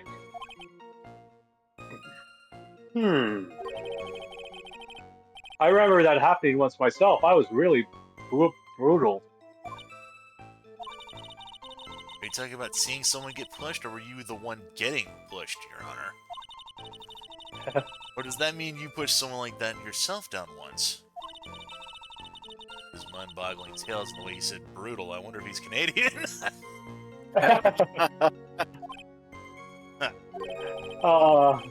Save your nasty look for the right person. That was fun. Huh? Oh, jeez. Take a look. It's in a book. A reading rainbow. Huh. Poor baby, the court record seems to have wet itself. Hey, watch where you spill your coffee. Court record, huh? Alright, crime photo on the fifth statement.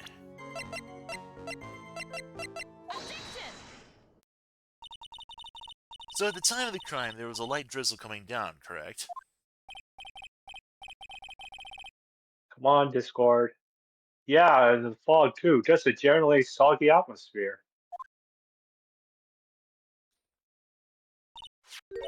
Well, I have evidence that doesn't go with the soggy atmosphere. But this is a photo of the victim's body that was found in the car. Considering the conditions at the scene of the crime, something isn't right. Actually, hey Ben, I know where you have, because on Discord we're watching 720p 60 FPS. Maybe it could be bumped down to 30 FPS. Maybe that might stop the Discord from lagging a bit. Let's try that then.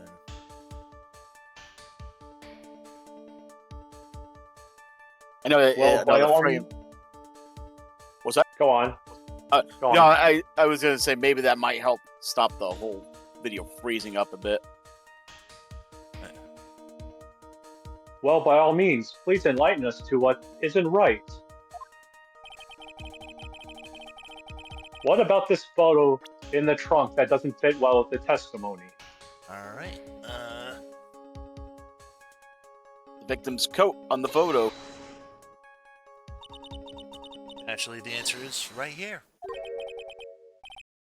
The victim's coat? As far as I can see, there's nothing strange about it. Wait, That's exactly what is strange. Recall the testimony. What were the conditions on the bridge that day? It was drizzling and foggy. Dusky bridge was all wet. If the victim really had fallen down on her stomach on top of the bridge, the front of her coat should have been covered in mud. that's exactly right. The other day I fell on a muddy street and my gorgeous playoff beard was befuddled. I do admit that the crime scene was quite wet that day. However, that doesn't mean that the top of the bridge itself was muddy. If Your Honor had fallen in the shower instead of on a muddy street, your glorious hockey beard, pride of the legal league, would be wet but not muddy. Fortunately, I have yet to test that. Still, your point is still well taken. Can you prove that the surface of the bridge was muddy that day? Surface of the bridge, huh? Ah, a real man wouldn't stand for a taunt like that. Neither would a real woman. Of course I can. Here's the evidence that proves the surface of the bridge was muddy. The scarf, yeah. The evidence is this scarf. Ah, It should be obvious. If the scarf fell onto the bridge and got this muddy, it means that the bridge was obviously covered in mud. Got witted by this novice. Oh, goddamn! Okay. Edgeworth! there you don't call that Edgeworth for nothing. Same to you, asshole.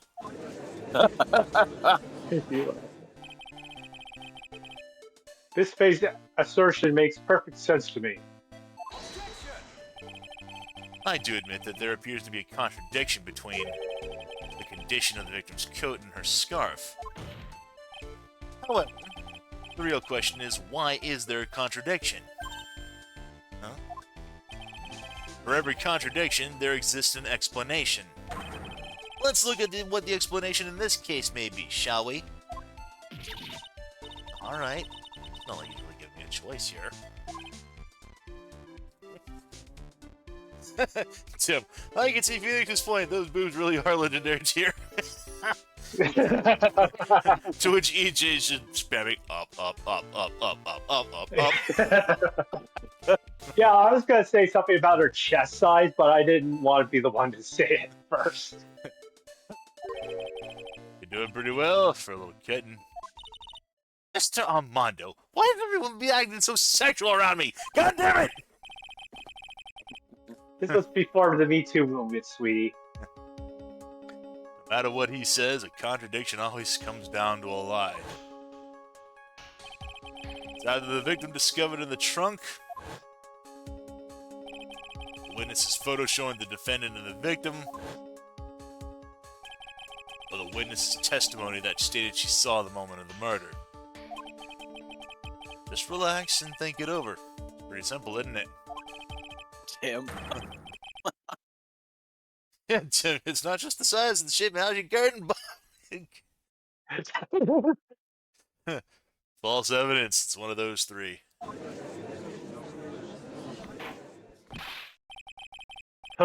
What did you just say now? I'm not sure I like that. That wasn't me, Your Honor. It was the coffee aficionado over there that said it. Court is not in the habit of accepting false evidence, you know. Hey. Blame it on him, Your Honor. He's the one trying to slip false evidence into court. But we won't let him. We'll expose his evidence as the flimsy scam it really is. Yes. False evidence in this case is the witness testimony. It's a no-brainer. Obviously, it's the witness that's suspicious. During his earlier testimony, the detective pointed out a crucial fact. The criminal shoved the victim down from behind and stabbed her in the back. Now, is that testimony exactly what the witness claims to have seen? Yeah, that's what the victim witness told us. That testimony is filled with holes. After all, the victim's coat isn't dirty at all. That's true, eh? It's not just true, it's the true absolute truth. If there was a truly decisive witness in this case, I'm certain that boy Wonder over there would have called him in the first place. Your Honor, the defense requests to cross-examine the eyewitness. Testimony presented so far is not only vague, but contradictory as well.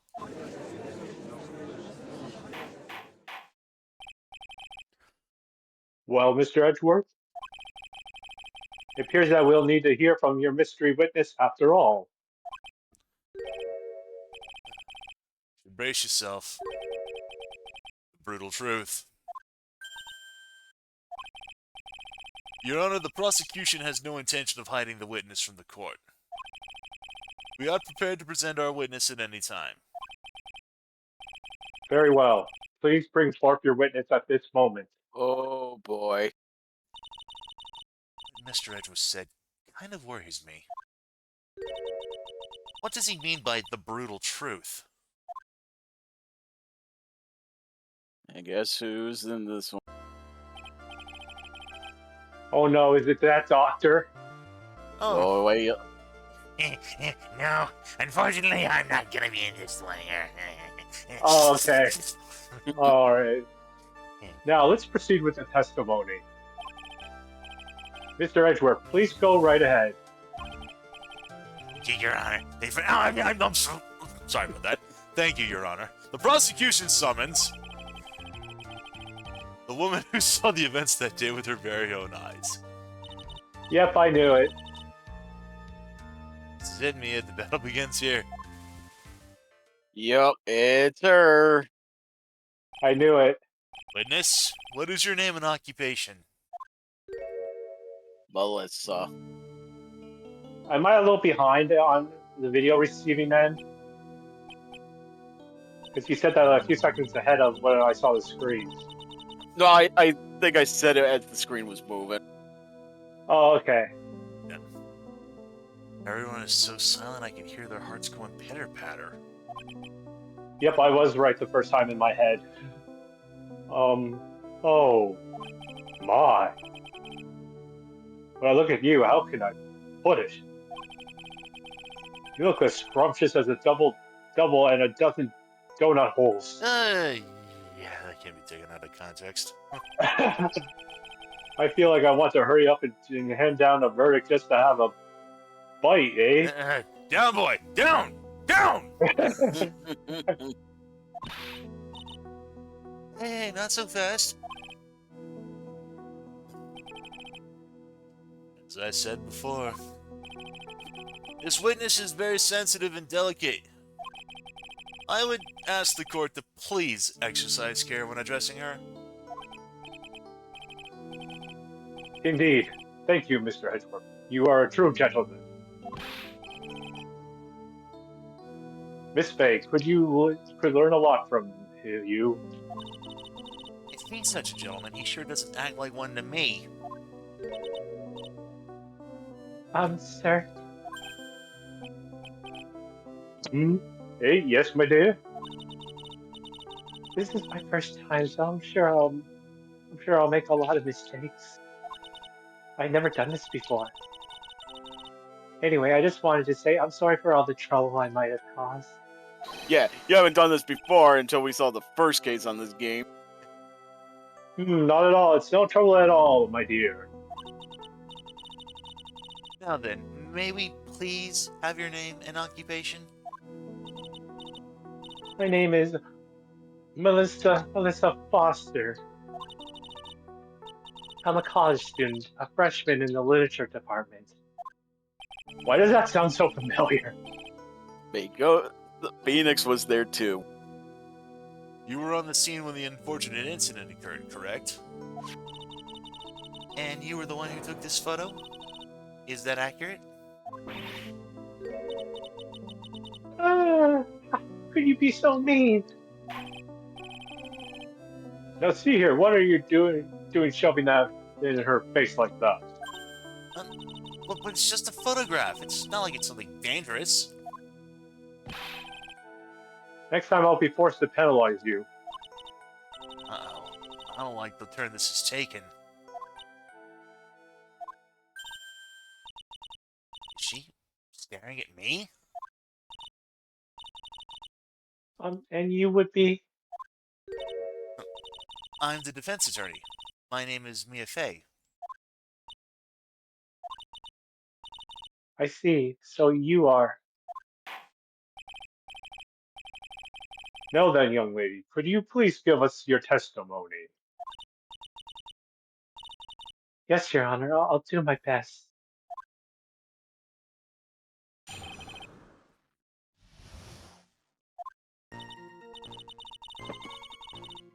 I was using my camera to take some pictures of wildflowers and these butterflies that keep hanging around me. And then I noticed there were two people standing up on the suspension bridge. Suddenly, they just started fighting. That's when I hurried and took the photo that shows the crucial moment. And right after that, I called the police.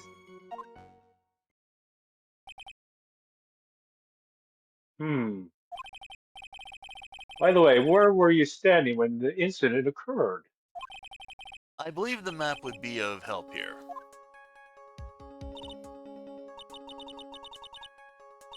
I was standing right over here.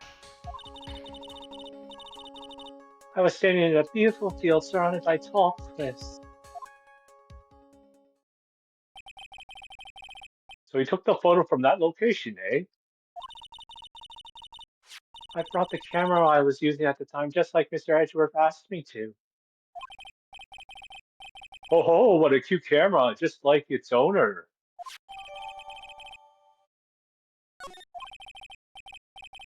All right then, Miss Fay, time for your cross-examination. I warn you, make the witness cry again, and you'll feel the wrath of my gavel.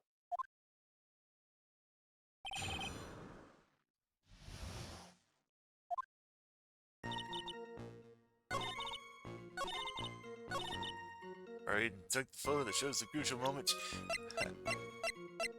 Say, you mean this photo? Witness, when you said you took a photo of the crucial moment, was this what you meant? Eh, All I can see in this photo are two people facing each other. You testified you saw the two of them starting to fight. Normally, that's the kind of thing we would refer to as a crucial moment. Why haven't you presented a photo like that? well, you see, The photo we presented was the only one there was. But if you really wanted to capture the crucial moment, then what happened next? You must have taken a photo of it. Oh,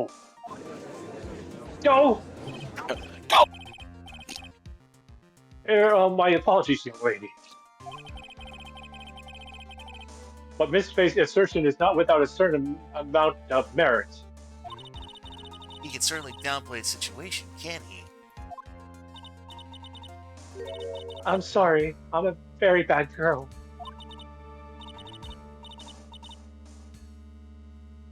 I used up all the film I made. You ran out of film? And this photo was the last one. What?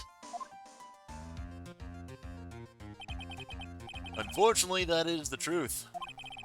I personally examined all the photographs she took that day. All the other pictures are of the witness herself playing among the wildflowers. The witness herself? Then who took the photos? Well, you see, my camera has a timer feature built onto it. So you took photos of yourself? I remember taking some photos of myself once as well. Please, no details. Oh, Oh, it seems to me that Miss Fay's assertion was not so decisive after all. Wait, just a minute. Well, if she had no film left, she couldn't have very well take more pictures, eh? Now, couldn't she?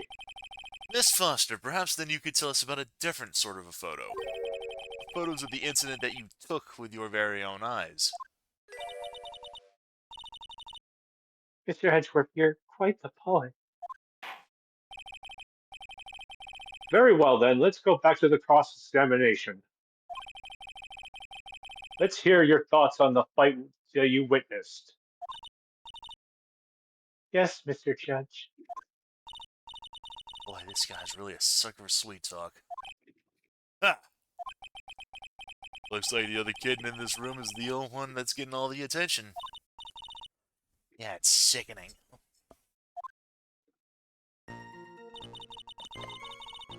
She's pretty, but can she scrap? So,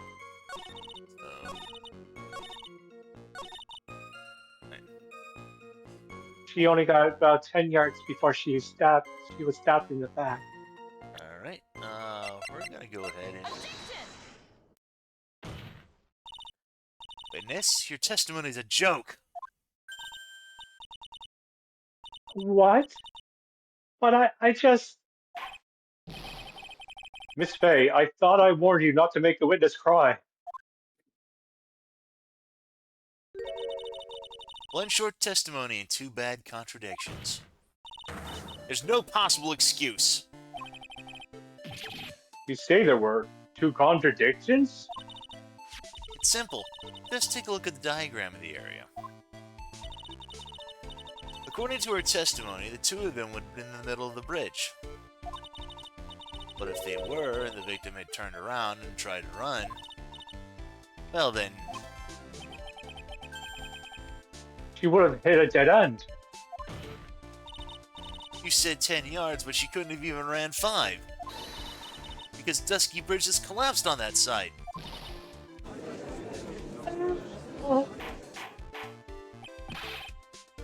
What does this all mean? Very simple, Your Honor. This charming little witness told a charming little lie. That's all there is to it.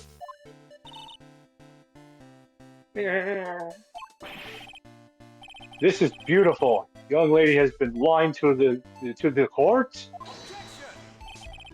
Just a moment, Your Honor. Mr. Edgeworth.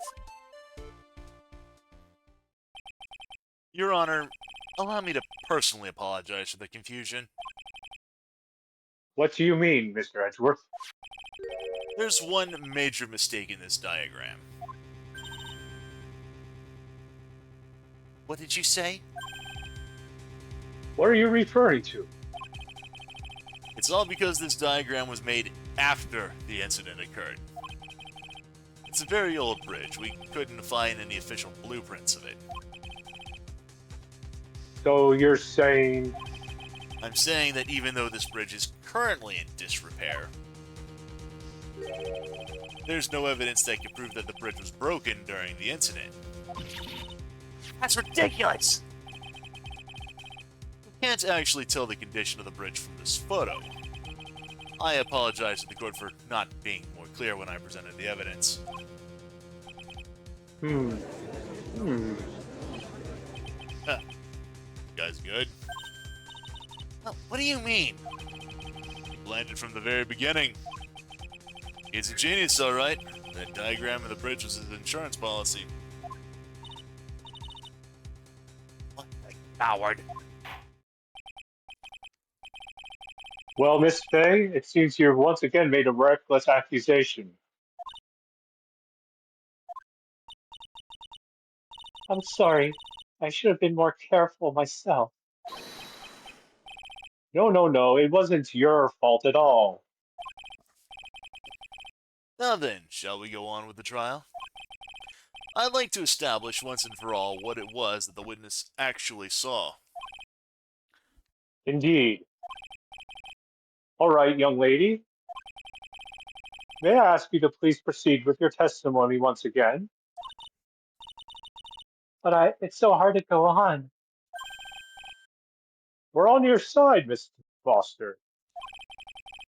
There's no need to worry. Just tell us what you saw. Yes, sir.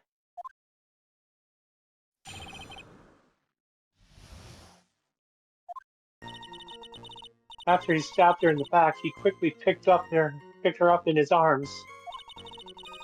Then he carried her over to the car. I suppose that was the only way he could make sure the body stayed hidden. He couldn't just leave the body on top of the bridge. Oh, I'm sorry. I'm only supposed to talk about what I saw. Uh-oh. Witnessing such a violence must have been difficult. Yes, sir. I'm still shaken up. If he Still accepts this, shaken up. I forgot to turn off my hairdryer. if he accepts this testimony as it is, we're finished. Don't say that. Oh well. Maybe I'll stop off at my favorite cafe on the way home. They make a really great mocha latte. This trial isn't over yet. Ha! That's what I like to hear. All right, Miss Fay, you're crossing that examination, if you please. Contradicting stare right in your face, Mia. Go on the attack!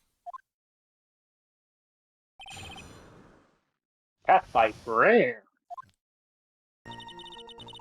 Alright, third statement.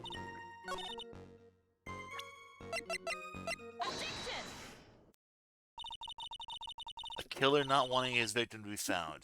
I can understand that. However, the idea of moving the body for that purpose is clearly odd. There was a much easier way to make sure the body wasn't found. Well, what is it? Take another look at the map of the area and you'll see how. There's a river right below the bridge. Earlier, Mr. Edgeworth pointed out something very interesting about the river. For those who are not aware, Eagle River is well known for its powerful current. Most bodies that fall in the river are never recovered. Oh, In that's the, right. in the kidnapping case 5 years ago, the victim's body was carried away and was never found. If 10 murders were to occur at that same spot above Eagle River, you can bet your boots that every other killer would have tossed the body in the water.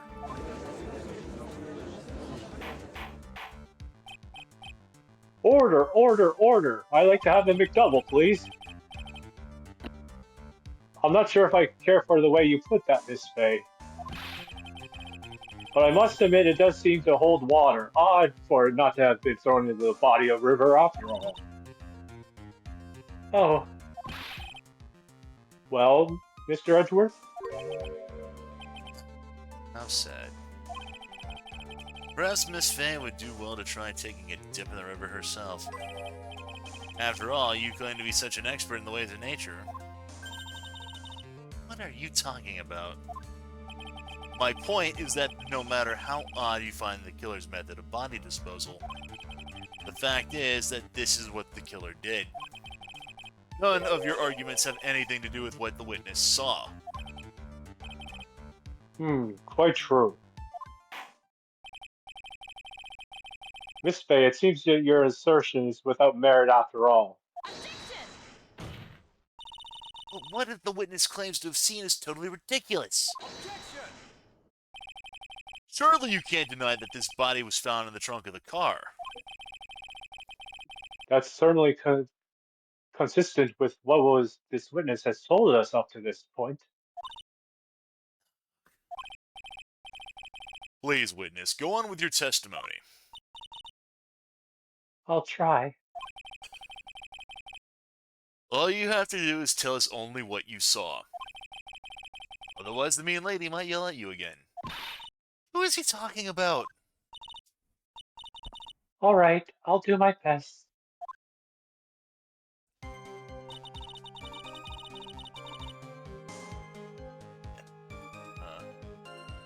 Is this new? No, this is... Okay.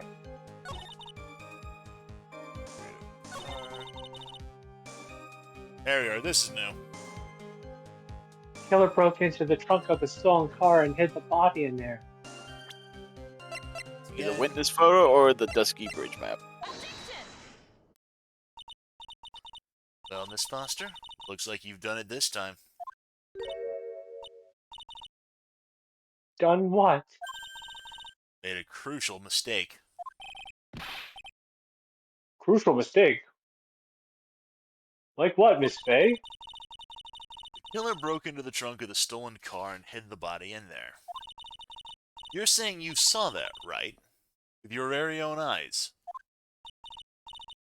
Yes, and It's simple, Miss Foster. Take a look at the diagram. The place you claim to have taken the photo from that day is here. See what I mean? Even if you tried to see the car, this outcropping of rock is directly in the way. ah, That's right, Miss Foster. From where you were standing, you could not have possibly seen the killer's car. ah. I admit that the diagram shows a large outcropping of rock. However, it isn't so tall it would stop her from seeing the car. That's right. It's not high at all. I was able to see his car just fine. I'm so sorry, but that just doesn't wash. I believe it was the witness who presented this as evidence to the court, yes? This is the location that the photo was taken from. Your own photo tells the whole story. Tim, diagram shows a large album of hard rock. You can clearly see the left side of the bridge. But the outcropping that's being referred to is really more like a cliff. Ah, Your view should have been completely cut off by this cliff. But still you claim to have been able to see the the killer's car. no! Order in the court. What is the meaning of this bahooey? Your Honor, don't jump to any hasty conclusions. The fact that the escapee fled in a stolen car was reported on the news. After witnessing a murder, I'm sure you can appreciate that this witness was very upset. She must have heard about the stolen car and convinced herself she saw it. But she was repeatedly warned before starting her testimony. She was told to testify only about what she saw with her own eyes. Oh. Mr. Chess? What is it? I think I must have remembered things wrong. Why didn't she say that in the first time we watched? Like she said, I remember said something wrong. Yeah. Hey, wait a minute, you can't just say that. Miss Faye, no one on the face of the planet is perfect. Yes, indeed. Quite true. You know what they say. To err is human, to forgive divine. I'm inclined to give the benefit of the doubt to our witness here. What? That's not fair! Ah, save the tears for later, kitten. Mr. Armando. Don't look back until the trial's over. Now's the time to go forward. That wasn't fair! Okay, kitten, you need to relax. Then you need to remember. The other kitten's testimony. The killer broke into the trunk of the stolen car and hid the body in there. So tell me, how did she know that? How did she know that he broke into the trunk? Ah. Well, Miss Foster, until you can explain how you knew that, you're gonna have a lot of very suspicious people on this side of the courtroom. Well, witness? Well, I'm certain that he broke into the trunk because there were marks left on the trunk lid. I'm certain they were scratch marks from when he broke into it. What? Let me see that photo.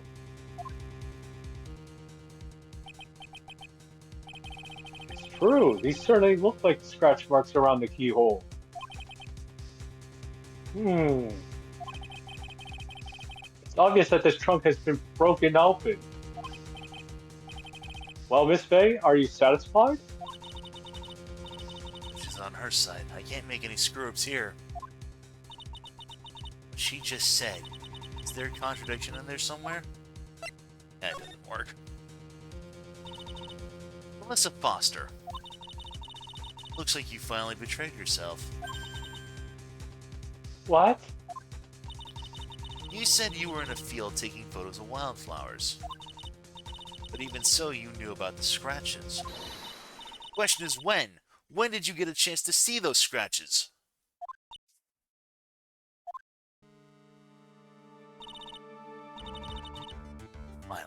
Finally got her.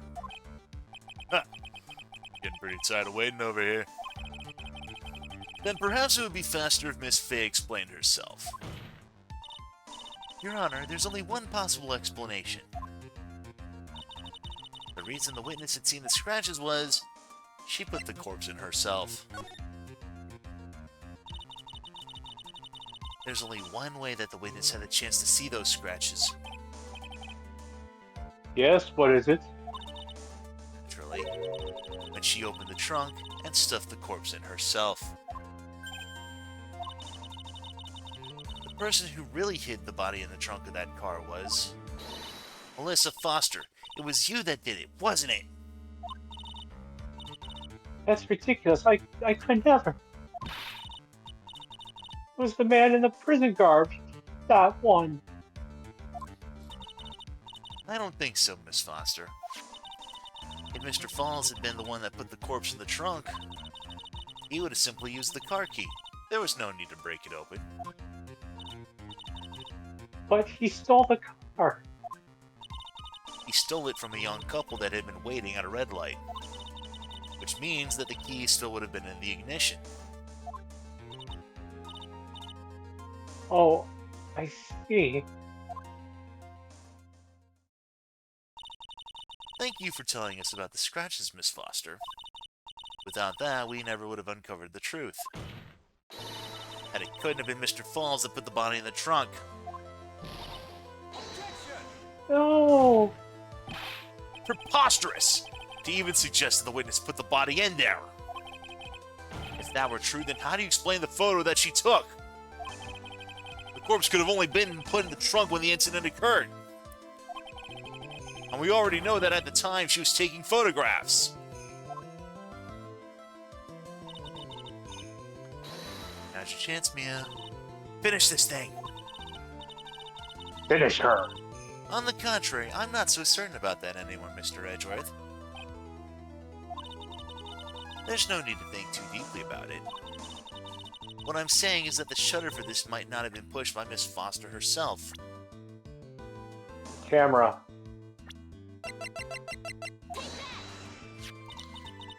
Let's take another look at this camera and see what features it has, shall we?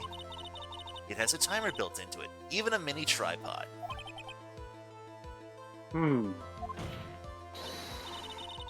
Why, it's almost as if she'd bought this camera just to take this picture.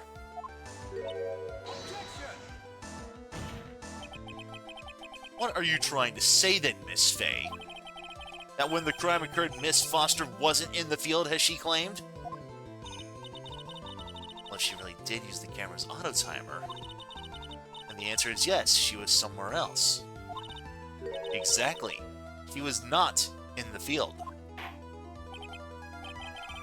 Would the defense please explain further? Listen, this is a crucial point. Where was Miss Foster when the incident occurred? And answering that question will also make clear Miss Foster's true identity. Well, then please answer this question, Miss Fay.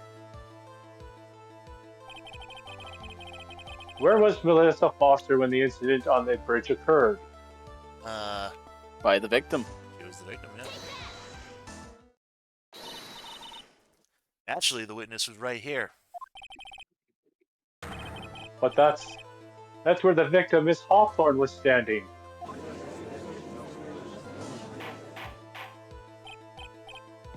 Order, order, order! Miss Fay, what on earth, eh? Your Honor, if I may. After parting with the victim on the bridge, the defendant fled by car. But this would mean that there was no time to put the victim in the trunk. In other words, if someone put the body in the trunk, it could have only been before the defendant met the victim. Oh, asinine! Of course Mr. Falls met with the victim! The only person with the opportunity to put the victim in the trunk is the same man that killed her, Terry Falls! You still don't understand, do you, Mr. Edgeworth? By the time the witness's photo was taken, the victim was already dead. The person in the photo was not Valerie Hawthorne. What? I've never heard of anything more ridiculous in my entire life! And who exactly is the victim in this photo? Well, it's obvious, isn't it? It's your own witness. What? It's the only possible explanation. The woman that Mr. Falls met on the bridge that day was not Valerie Hawthorne. It was you, Melissa Foster! Me? Let's remember that it was rainy and foggy on the mountain that day. Mr. Falls himself believed that the woman in front of him was Valerie Hawthorne. The defendant knew Valerie Hawthorne very well. After all, she was the woman whose testimony helped him get convicted. But since then, my client had spent 5 hard years in federal penitentiary. He couldn't remember exactly what she looked like anymore. You're just making this up as you go along. Where's your proof? Got it all right here. This piece of evidence will blow this case wide open. At the time of the incident, Mr. Falls had forgotten what Valerie Hawthorne looked like. Victim's note or the scarf? Mr. Falls had forgotten the victim's face. That's why he needed some piece of identification, namely this muddy scarf. Ah, It was Mr. Falls who requested that she wear this scarf to identify herself. That's already been proven by the note the victim left. In other words, as long as you were wearing a scarf like he asked, anyone could have pretended to be Valerie Hawthorne. Well, what do you have to say to that, Melissa Foster?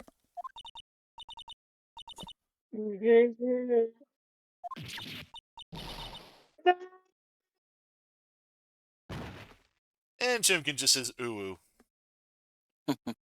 ooh. ooh, ooh. Yeah. Here, hey, where's Miss Foster? She's collecting herself in the lobby. Hmm.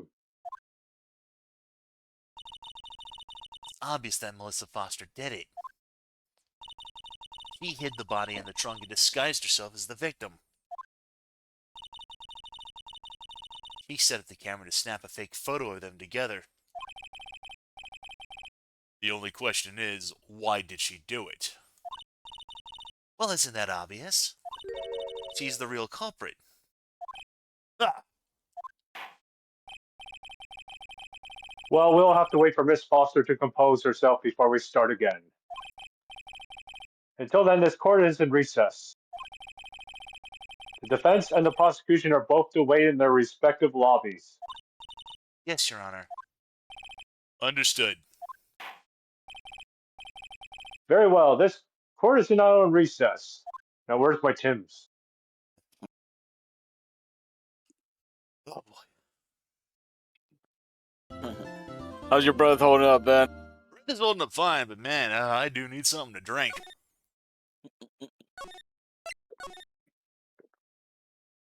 Oh. Right then, we're gonna take a quick break as we get up, stretch our legs, use the restroom, get some refills on drinks, because I certainly need to do all 3. I will be right back. Take some snacks. We'll be right back. Yeah, I think I'll grab a drink as well, so I'll be right back.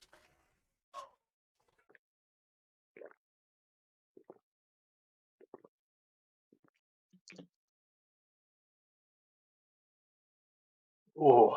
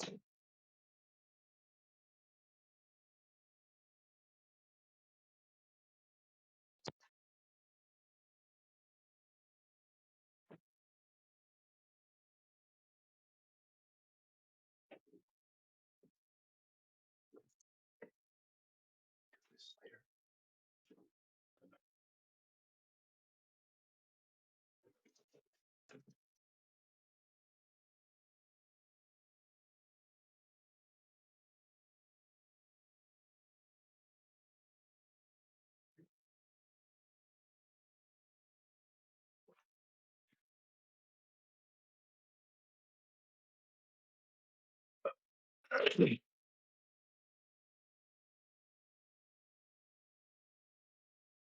right, I'm back.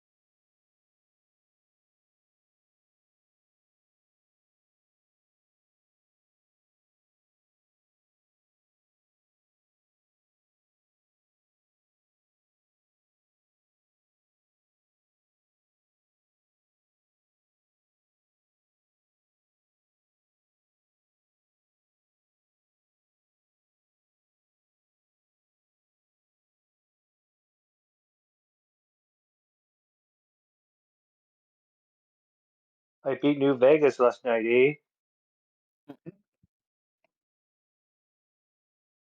Minus DLC.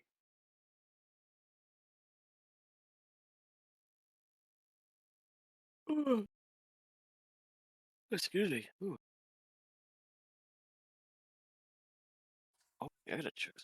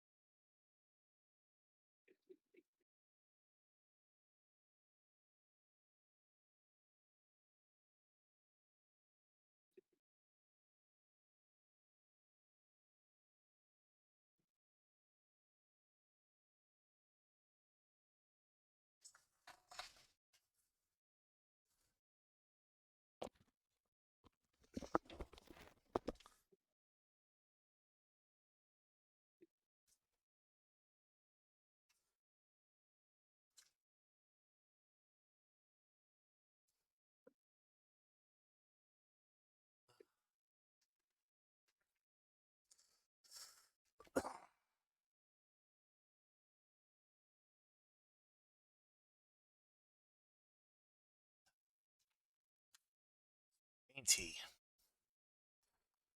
Oh, hello.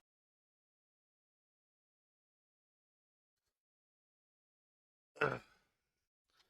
Love me some Arizona green tea. Right, we all here? Nice drinking, eh? Yep. All Yep. right. I only said what I said about earlier because there's always that one person who doesn't take it as a joke, whoever might be watching this, because just on the off chance that someone that is not part of our crew or watches this on a regular basis might not know you. Yeah. Gotta stop thinking about that too much stuff too much. February 16th, 1:14 p.m. District Court, Defendant Lobby number 4.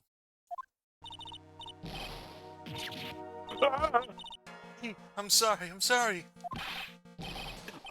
Thanks. You're- Okay, you broke up like really bad. I could barely hear you when you did that. You're really good. You really hooked me up. I mean, I can hear you, but just you sound like you're having that issue where it's like you're kind of sound like you're at the end of a tunnel again. On my end, anyway. I don't know what's going on here.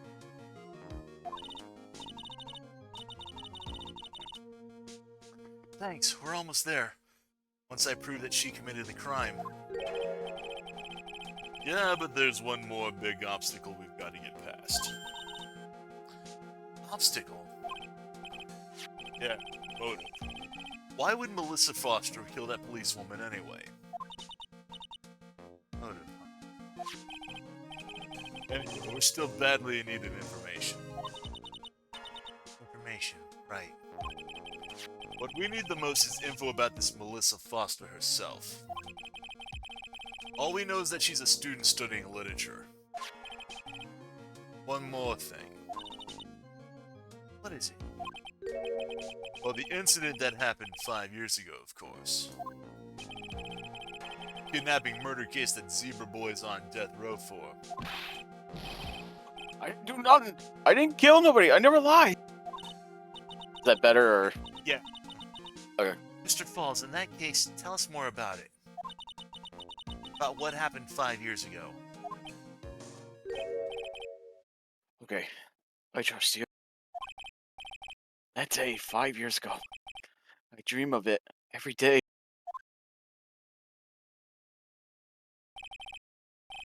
This picture, it reminds me of everything. Bridge looks the same, just like then, 5 years ago. Like it could fall apart any minute.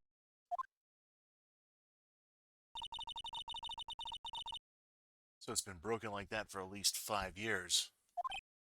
Ah! Sorry, buddy, but you sound like the one that could fall apart at any minute. True, I did. I did kidnap her. 5 years ago, I kidnapped my girlfriend, Dahlia Hawthorne. Your girlfriend? Huh? Hey, hold on there. Did you say Hawthorne? Victim's last name.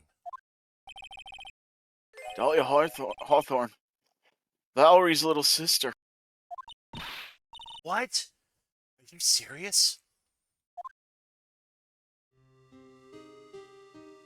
Girl, let her go.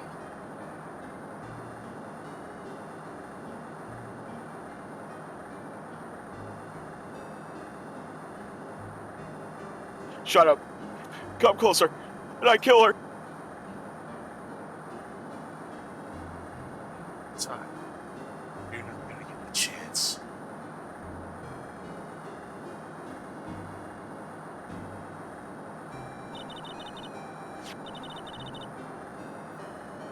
The detective back then was Valerie Hawthorne.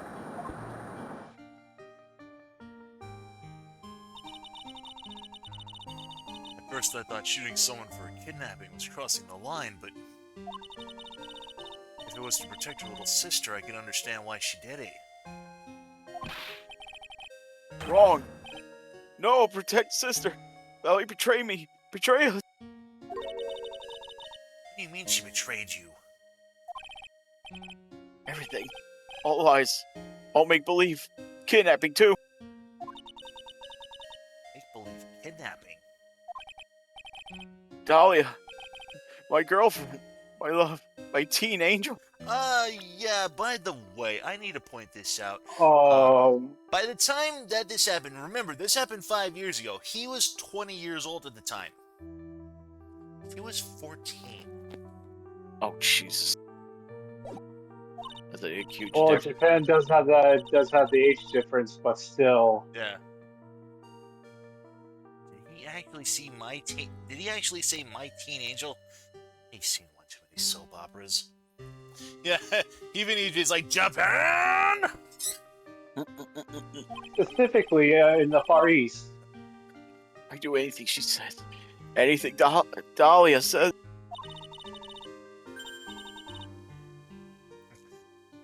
Anything Dahlia says? Hold on a minute. What you're saying is that kidnapping 5 years ago was planned by... Yeah, me and Dahlia. And Valerie, too. Valerie was in on it? Dahlia's family rich. Jewelry, business.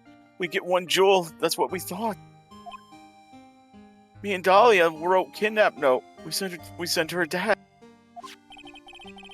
Asked for $2 million. Diamond. Tell him make exchange on Dusky Bridge. We tell him Valerie make transfer because she knew detective. Having a police detective in your pocket is a useful thing, alright. In the end, you were planning on splitting the 2 million 3 ways, huh? Yeah, but that woman.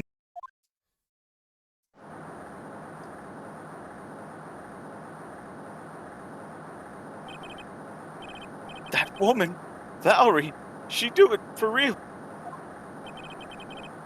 She shoot at me for real. Me and Dahlia.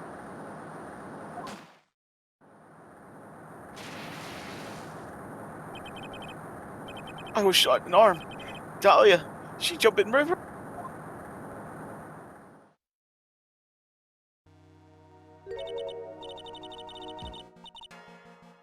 Jump?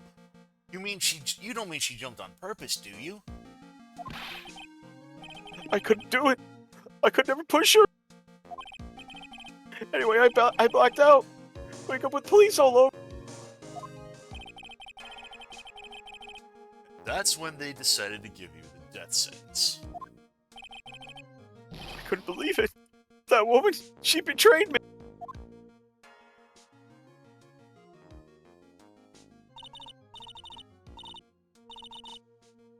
Man, Perry Falls. He killed her. He threw her off the bridge. Threw my beloved sister into the roaring river 40 feet below. I probably should have given him to Jay. Oh yeah, Just to give him something. Just to give him someone to voice. Yeah. These 5 years. All I wonder is, why? Why? Why? Why? Why am I detecting you at the coordinates of the abandoned space station? Why is my precious rocket ship drifting off into deep space? Why? Why? Why? Why? Why? Because a man is nothing but a pile of miserable secrets. Yeah. And Tim says so. Now I see why she introduced herself with a fake name. Yeah. Why did she lie? That's all I want to know. So that's why you called her. You wanted to hear the truth straight from the horse's mouth. Yes. But I forgot what I forget what she looked like, so I tell her to wear a scarf. I don't want to hurt her. Just ask why. Why? Why did you lie? Why did you betray me? I just want to hear answers come from her mouth. That's all. That's why. That's why you made a crazy escape like that. Just one thing, Zebra Boy. My senses are tingling all over. Tell me, Mr. Falls, where is it? Huh? Where's what? Come out, getting the ransom. The $2 million diamond. Remember that now? Did you give it back to Pops? Did the police take it? I don't know. Huh? You don't know?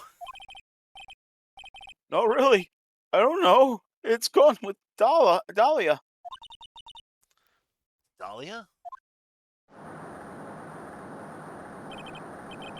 That day on the bridge.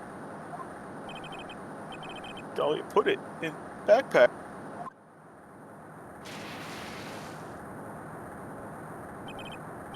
Now gone with Dahlia. Gone forever. Into Eagle River.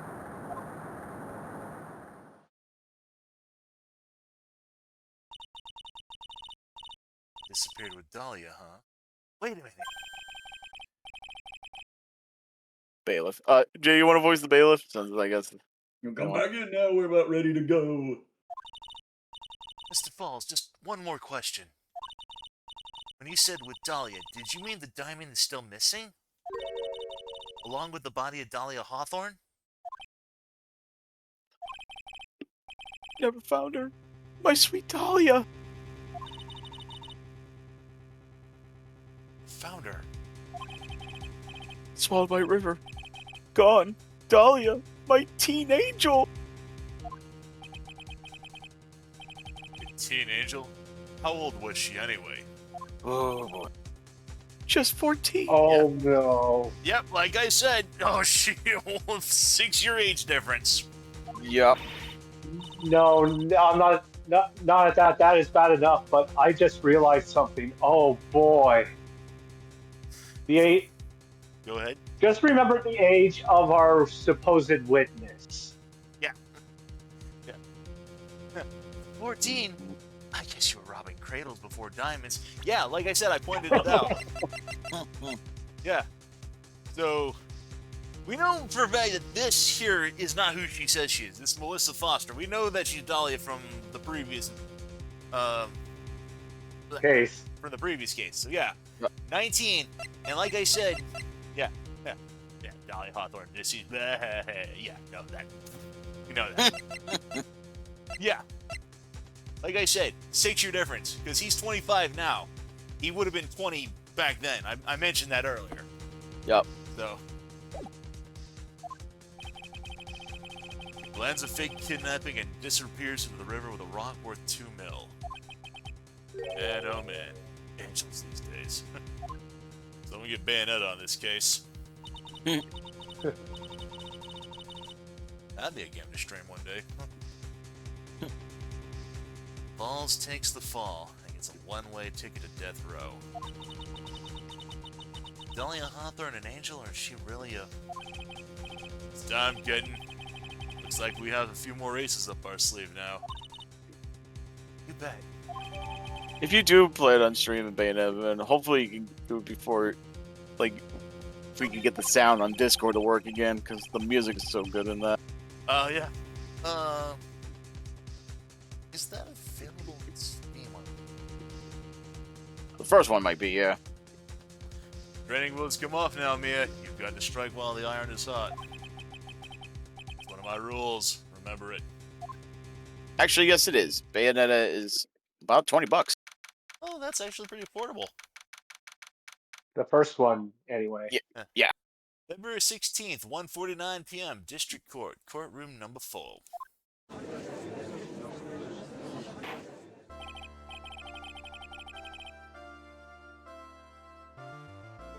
Now then, let's continue with the trial of Mr. Terry Falls. Witness, are you feeling better? Yes, Your Honor. I'll try my best. You're a brave young lady. This again.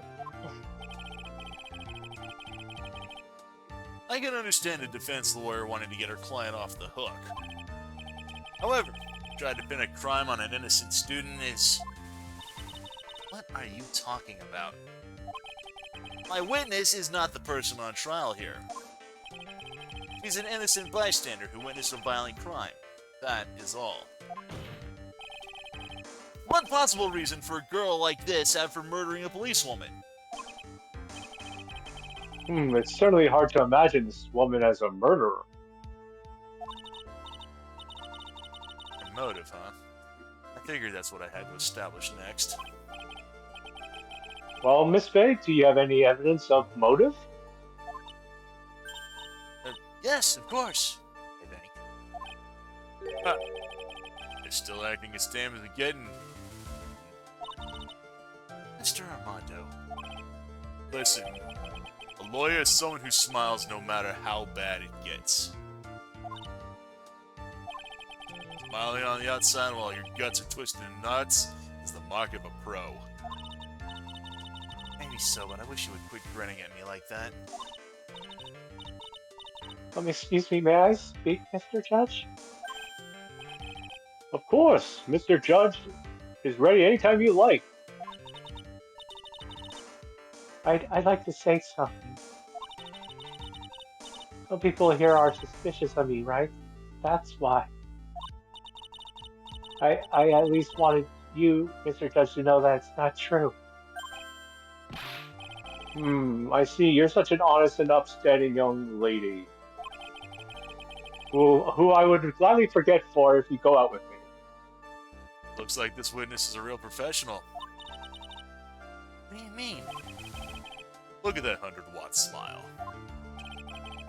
Just when things are darkest for her, click. She lights right up. Very well, let's hear what the witness has to say.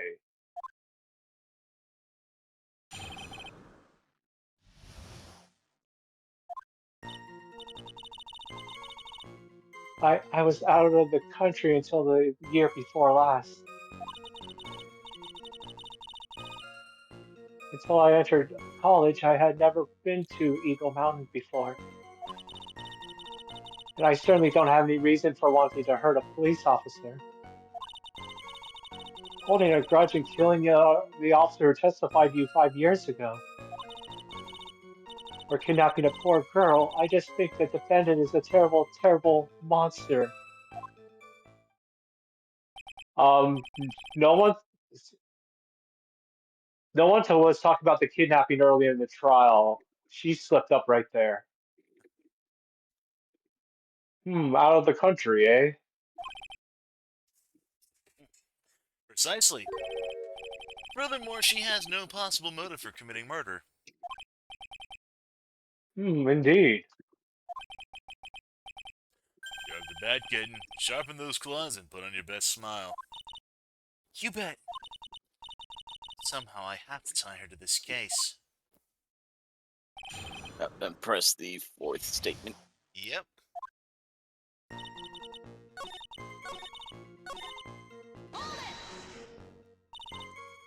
Grudge. Well, the policewoman's testimony was crucial, wasn't it? Crucial in getting the defendant sentenced to death. Yes, and that's precisely why he harbored such deep anger against her. So much anger that he forgot his own guilt. My client has always maintained he's innocent of those charges. He seems rather forgetful, your client, I mean.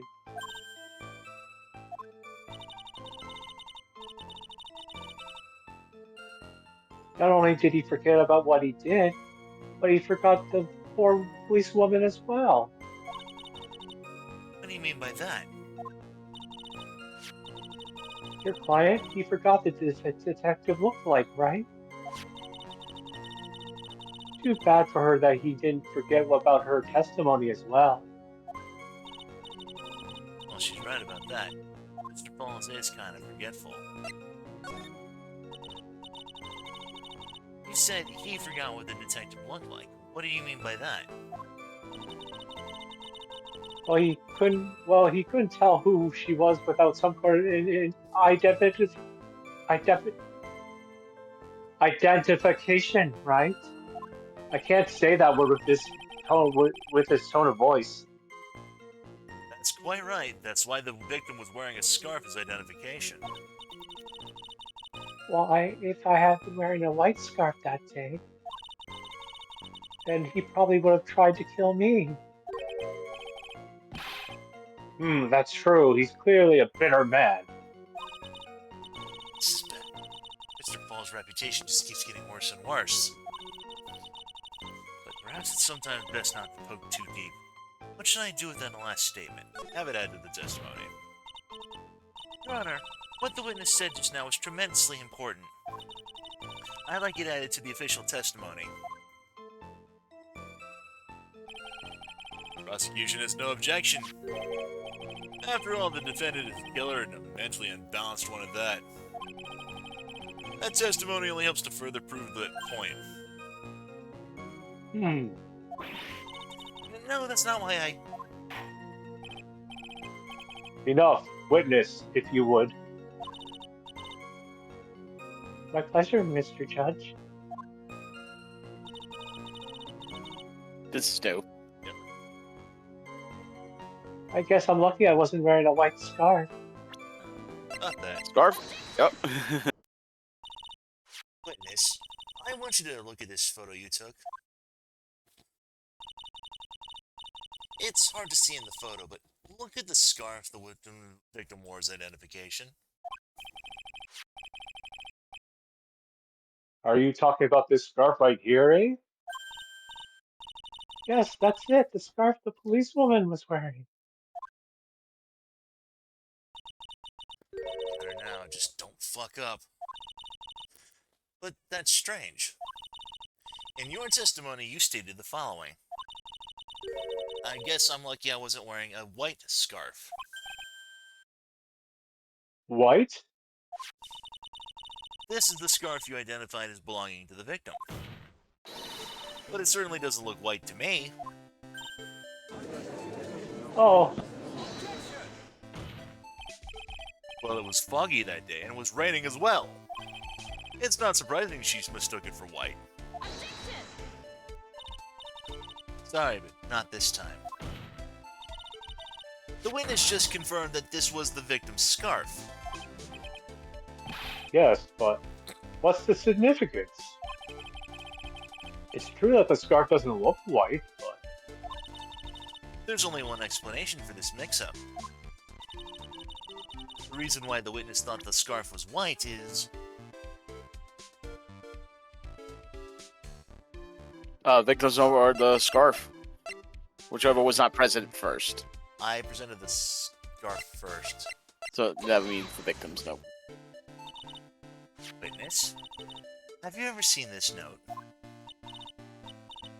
No, no, never. Top secret evidence. There's no reason that you would have.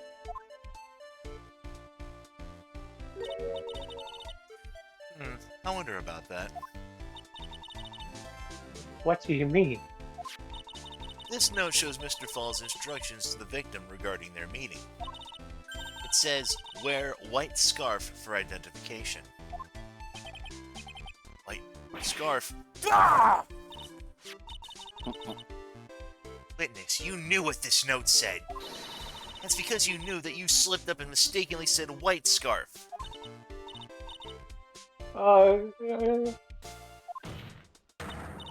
Well, Miss Foster? No! Order, order, order! Mr. Edgeworth, I'm waiting for an explanation. What is all this, eh? I'm quite sure this note wasn't leaked to the public. And yet, this witness knew exactly what that note said. At the time of the murder, the number of people that knew were quite limited. Terry Falls is one, the person who wrote the note, Valerie Hawthorne's another. And finally, one more person. Did you say one more person? That's right. The person that no one would have ever suspected. Figured it out, kitten? The third person that knew the contents of the note was... Dahlia Hawthorne. Oops, wrong one. Hang on there, kitten, you fucked up. What is it, Mr. Armando? Here, I made some special cafe con leche for you. Put in plenty of sugar. Drink it up before it gets cold, don't be shy. Why are you doing this? Your brain needs stimulation. Drink some of this and think it over again. Listen, keep screwing up like that and you're gonna get the judge real mad. Miss Faye, don't just stand there and casually drink coffee. Oops! It's too late. Your Honor, I'm sorry, my finger slipped. There is one more person. There's a person beside Mr. Falls of the victim that knew what the note said. We're going back into dialogue. Repeated dialogue, good. Yes, I know, Diego. Shut up. That person is Dahlia Hawthorne. Dahlia Hartthorn? I never heard of that name before. Look at the victim's note. This is what it says. Talk to Dahlia. Tell her this time. There's her name right there. What's this? So who is this person, this Dahlia Hartthorn? Miss Faye must be desperate if she's trying to bring the dead back to life. The dead? Dahlia Hawthorne was the victim's deceased younger sister. She was killed in a crime 5 years ago. Killed in a crime? You don't mean... Yes, she was kidnapped and killed by Terry Falls.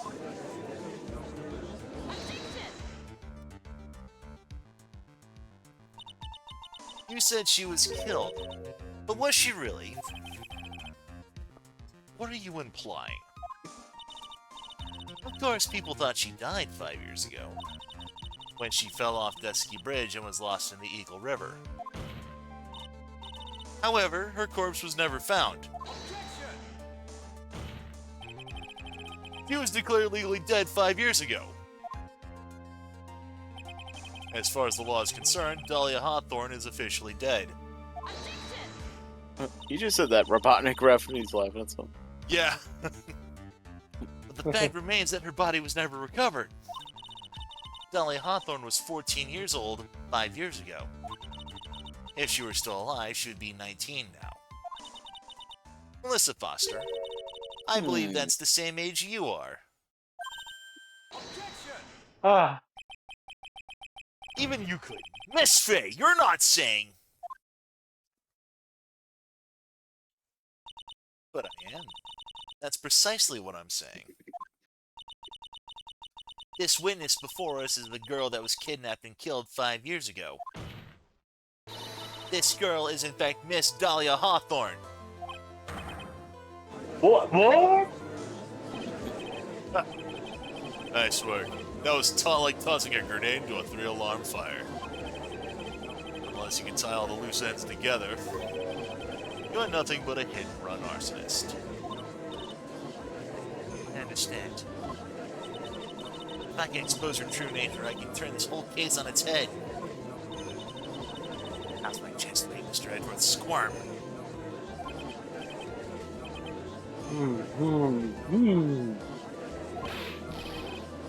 Witness, just who are you anyway? I'm... I didn't think it'd come to this. That's enough. You don't have to say any more, witness. Yes, I understand. What? Mr. Edgeworth, explain yourself. Your Honor, I have an admission to make. I honestly never thought the defense would pursue the matter this far. You don't mean... Yes. Prosecutor's office isn't filled with fools, you know. Naturally, we conduct full background checks on all of our witnesses. What did he say? Ah, looks like the kid knew. He knew her true identity from the get-go. No way, but then why? If you hadn't revealed her secret, he wasn't going to say anything about it. All he wanted was her testimony, so he made a little trade. Let me introduce you to victim's younger sister, Miss Dahlia Hawthorne. But I thought she died 5 years ago. We thought so as well, but, oh well, as you can see. Why? Why did she hide her identity for 5 years? That has nothing to do with the current case. She was merely an accidental witness to a crime. accidental. I don't believe that for a minute. For the last 5 years, she's been playing the role of victim. And now we find her acting suspiciously at the scene of another murder? Really, Miss Faye, I must say your strategy here is painfully obvious. You're trying to pin your client's crime on an innocent witness in order to win. At any cost. How dare you. Please, let us take a moment to think. 5 years ago, this girl was kidnapped and nearly killed. But even worse than that, 5 years later, Dahlia Hawthorne lost something much more precious. Her big sister. Miss Faye must be insane to even suggest that she murdered her. What? I'm inclined to agree with the prosecutor's logic. Miss May, do you have any evidence to back up your assertion? What possible reason this witness have for killing her beloved sister? I have one, Your Honor, that she is a psychopathic sociopath. Well, you see, thought I was winning, but somehow he's turned it around on me. Ah, I think you need a little push in the right direction, kitten. The defense is prepared to present evidence supporting our claim.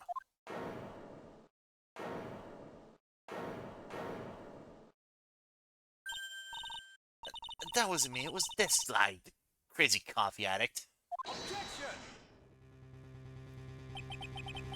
I think we've heard enough empty threats from you, old man. Ah, what makes you think they're empty, boy? Because your protege look like she's sweating bullets. Yeah, I'm sweating bullets.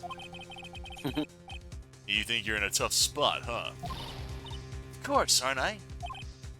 No. You've just arrived at the moment of truth, that's all. Whether you win or lose, well, that's up to you. Me? The rashness of youth. How charming. It's coming from someone younger than me. No, then let's not waste any more time. Miss Faye, what motive would this witness have for murdering her own sister, Valerie Hartthorne? That'll be the victim's note.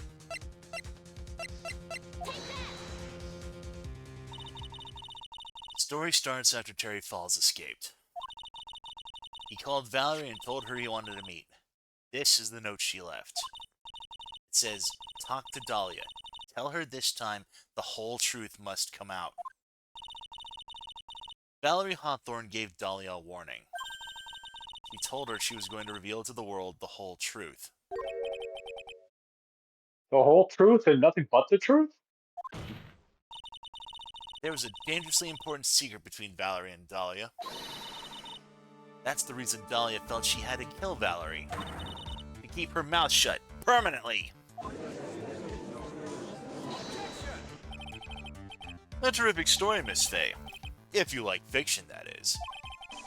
Enlighten the court, Miss Faye. What was the secret that was so important? Where's your evidence? Holly and Valerie Hawthorne, Terry Falls. There's only one important secret that connects them all. Oh yes, I know this secret. Your Honor, the defense would like to request further testimony. Well, what testimony? Regarding the kidnapping 5 years ago, we believe it'll explain a lot of things. Such as the nature of the important secret between the Hawthorne sisters.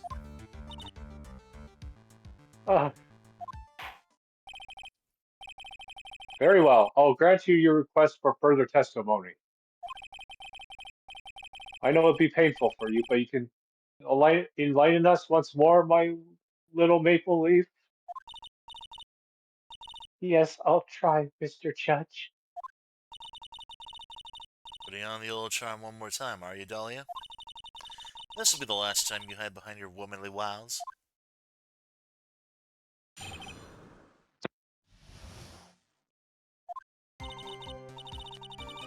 5 years ago, I was kidnapped by Mr. Falls.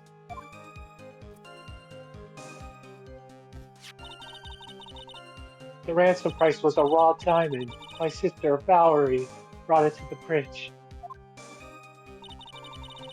After she made the exchange, she shot Mr. Falls in the arm.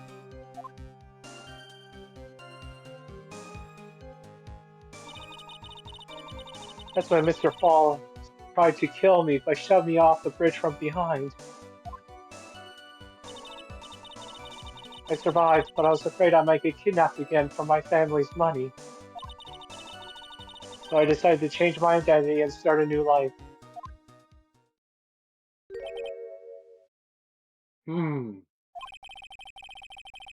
Kidnapping left her emotionally scarred. With her sister's help, she left the Hawthorne family and started all over again. And we're to believe that after all that, she murdered her own sister. Preposterous! Thank you, Mr. Edgeworth. Miss Fay, Yes, Your Honor. as you've heard, the witness is still traumatized from the kidnapping.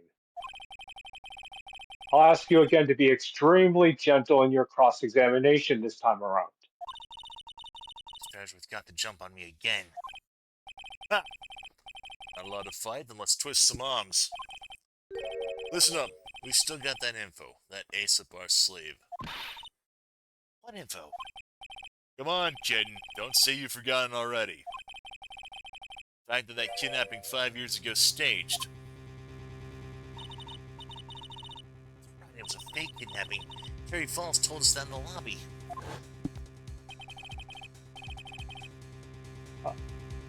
This is your radio. Yep. I do anything she says. Anything Dahlia says.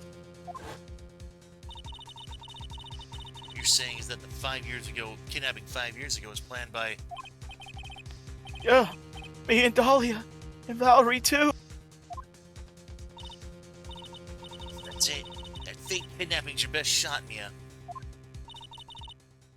That's her secret. She's always angry.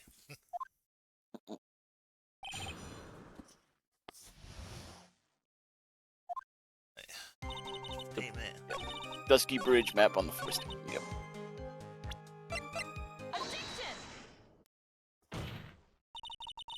You say that Mr. Falls pushed you into the Eagle River. However, that's hard to believe. But it's true, I felt a push on my back. Sir, it must have been Floss. I'm sorry. I guess I wasn't clear enough. I shouldn't have said that's hard to believe. I should have said that's impossible. Impossible? I asked that the court recall the condition of Dusky Bridge, now and 5 years ago. The bridge hasn't changed one bit in these last 5 years. If someone had pushed you from behind, as you had claimed, instead of being carried away by the river, you would have just been smashed by the bedrock below. Most certain death. You understand now, Dahlia Hawthorne. The very notion that my client pushed you from behind is impossible.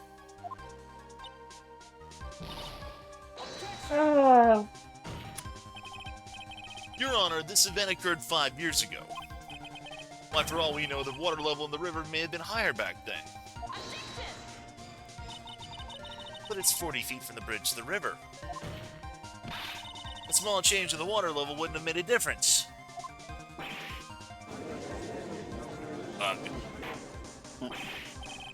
You're right, if the events occurred just as the witness has testified, then the defendant couldn't have pushed the witness into the river. Young lady, what is the meaning of this? You see, Just a moment, Your Honor.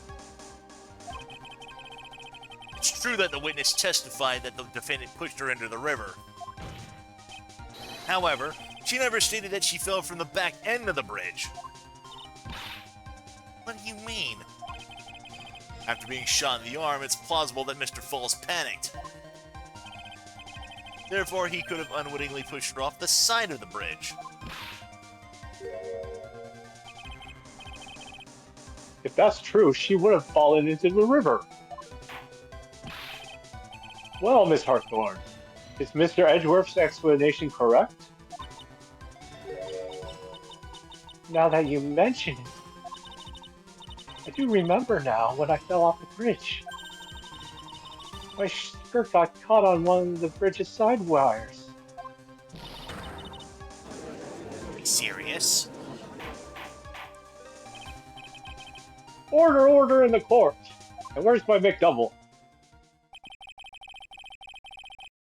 Seems Miss Faye's assault has finally reached its conclusion. Now, Mia, there's no time to retreat. Unfortunately for you, this is just the start of Miss Faye's assault. What? I believe your reasoning went something like this, Mr. Edgeworth.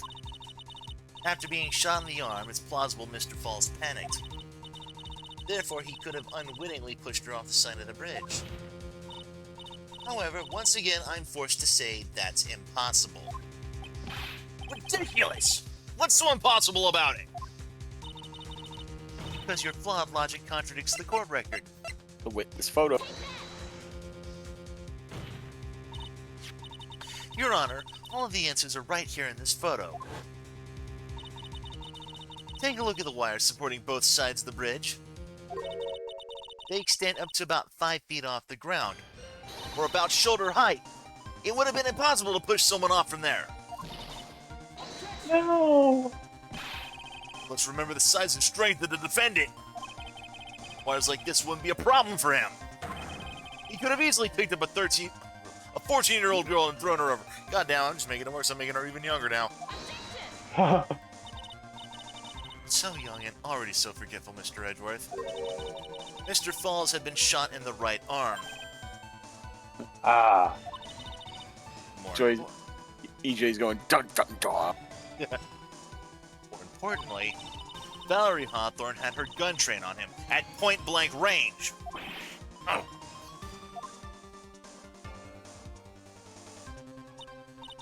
So, Mr. Falls throwing the witness off the bridge, that is clearly impossible.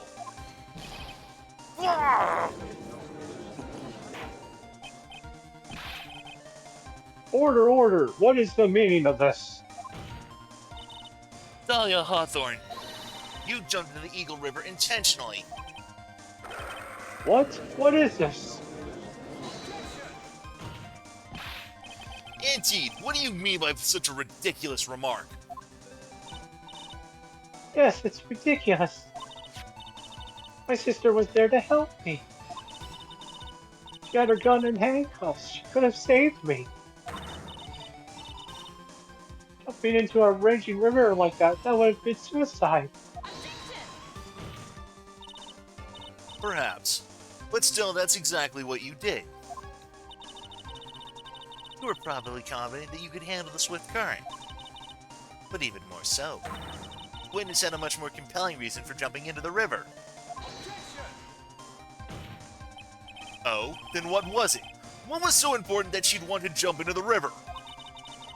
The witness is still alive. That fact alone explains everything. This is why she risked her life by jumping into the rapid of the Eagle River. It was the The diamond. diamond. Yep. Dun dun dun. 5 years ago, something else disappeared along with Dahlia that day. Item that Valerie brought up the mountain with her, the $2 million diamond. Ah! It can't be! Hey, $2 million. A lot of people do crazy stuff for that. Yes, Dolly had it all planned from the very beginning. $2 million, she was going to keep it all for herself. That's it. In Lego City! She forced Mr. Falls to help her fake the kidnapping.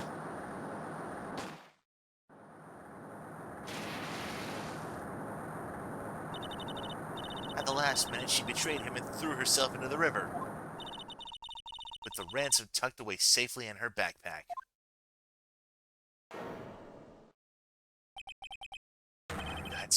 That's simply ridiculous! Order, order, order! Your Honor, 5 years ago, the witness was only 14 years old. You really think a 14-year-old is capable of such a demonic plan? This woman is a demon. And there was one more person who helped make a demon out of her. Her sister, Valerie Hawthorne. You mean the victim was involved in the kidnapping plot as well? But she was a detective then. You're saying she participated in her own sister's kidnapping. Precisely. I'm sure that it weighed heavily on her conscience for the past 5 years. This is the sole reason behind the victim's murder. What do you mean by that? On the day of the murder, after receiving the phone call from Mr. Falls, Valerie called her sister Dahlia, and then she told her what she was planning to do. Planning to do? She was going to tell the whole truth, as she wrote in her note! That is what sealed Valerie Hawthorne's fate. That is when you hatched your demonic plan to kill 2 birds with 1 stone. A plan that would ensure neither of your accomplices to the kidnapping would talk. That is why you killed your sister, Valerie Hawthorne.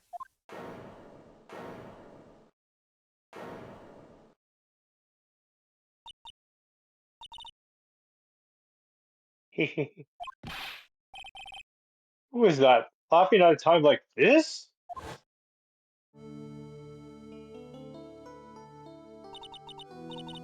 Forgive me, it's just hilarious. Witness? Is that you? You amuse me, woman. Miss Fay. You can certainly weave an exciting tale. Naturally, you have the evidence to back it up, don't you? Evidence? Evidence that I planned the kidnapping, of course. At 14, I plotted it with Mr. Falls and my sister. Well, And one more thing. What happened to the $1 million diamond? If you can't provide evidence to show, to at least show that. Well, Miss Fay, no. what a joke. You, Miss Fay. Are you stupid or something?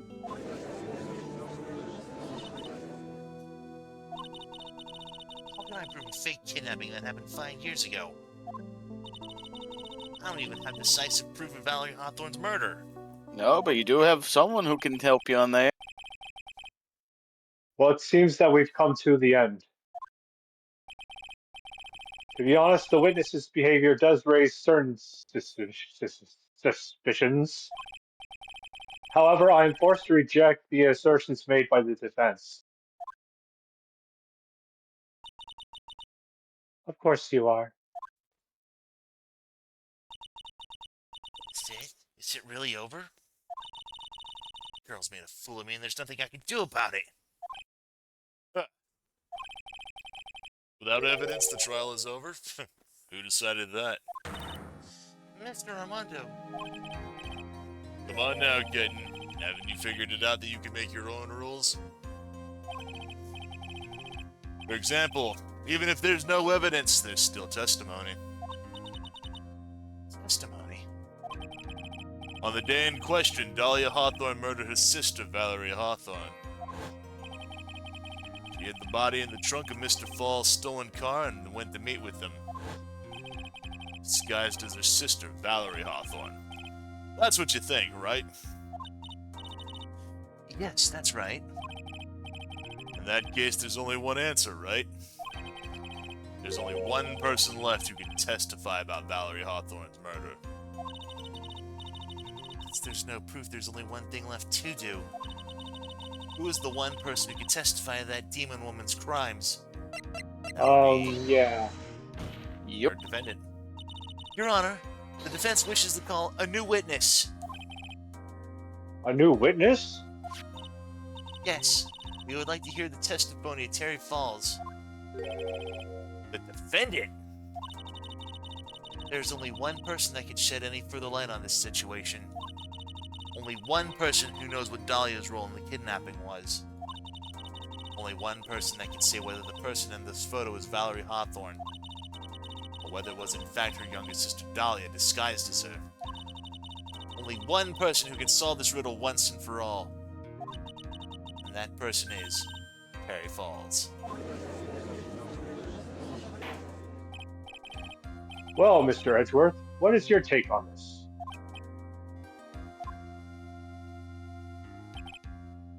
Why not? Prosecution has no objection. Very well.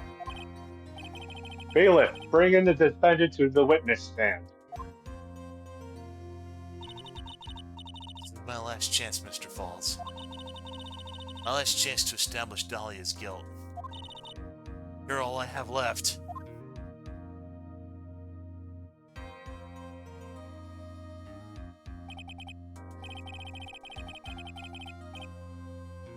Defendant, you've heard everything that's been said up to this point, correct? I don't believe it. No way. You know, I was just thinking of something just silly in my head. If they ever made like a series, not like a movie, kind of, because we did have a live action film of Ace Attorney that was based around the first game. But if they ever like westernized and made like a TV series based off of this show, I just had like the mental image of Terry Crews playing the role of Terry Falls here, only because I just really want to hear him go like, "Oh no!" doing like the Old Spice commercials, but in complete character. Oh my god. Dahlia died 5 years ago. Valerie betrayed me. Mr. Falls, I don't know what she said to you 5 years ago, but one thing is clear. Dahlia is very much alive. Yeah, Tim says he'd crossbreed it with a Green Mile. Oh, Jesus. And you were used for $2 million. That's not true. Mr. Falls, there's only one question I want the answer to. 2 days ago on Dusty Bridge, who did you meet?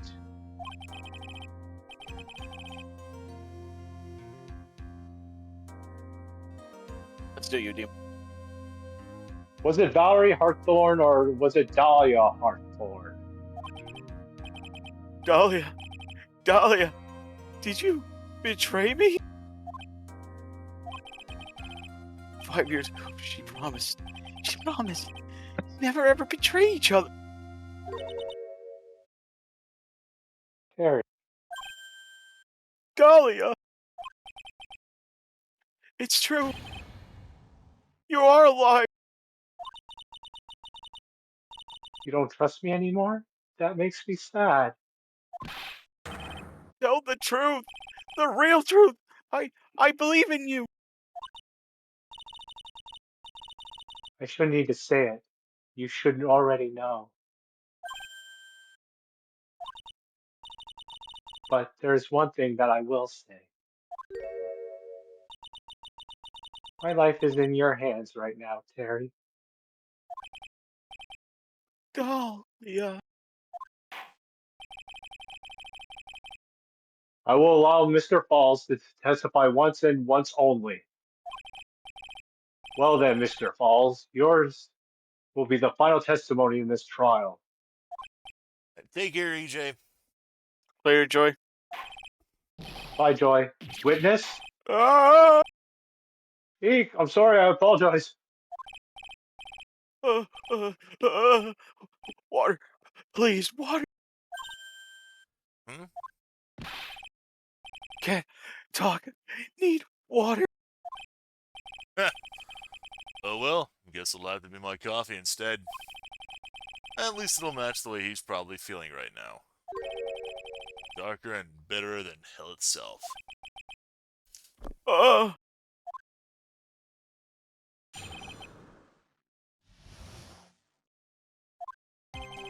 that day, 4 p.m. I stopped the car. I was in front of the bridge. She wasn't there, so I waited on the bridge. I walked my car from bridge. I never put no body in the car. Finally, one woman came. She stood in front of me. We talked. Then she left. That was Valerie, not my Dahlia.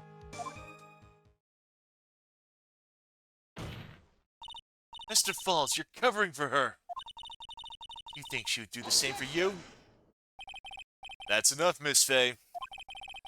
His last statement was a fitting end to the final testimony of the trial. Well then, Miss Fay, please proceed with your cross-examination. Is this how you wanted to end, Mr. Falls? Another guilty verdict to go along with your death sentence? There's only one person who can stop it. You, kitten, I think. Now he's even doubting her. Witness photo on second, third, fourth, or fifth statement.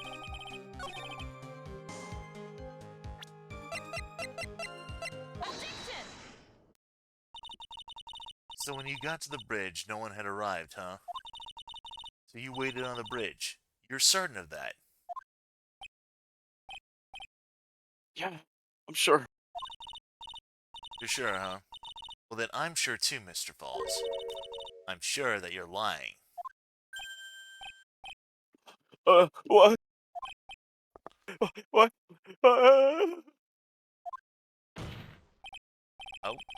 I would love to hear your rationale on this, Miss Fay. You want to know who arrived at the bridge first? Just look at this photo. It's perfectly clear. Obviously, the person that came first would be the one at the end of the bridge, right? That's the victim at the end of the bridge.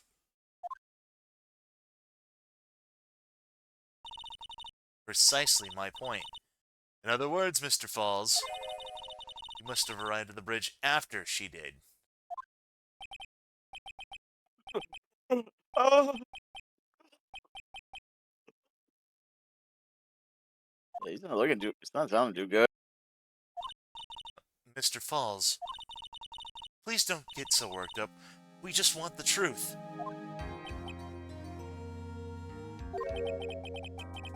Up there around 4 o'clock. It's true. I had somewhere to go. A special place. Did you go to this special place before you went to the bridge?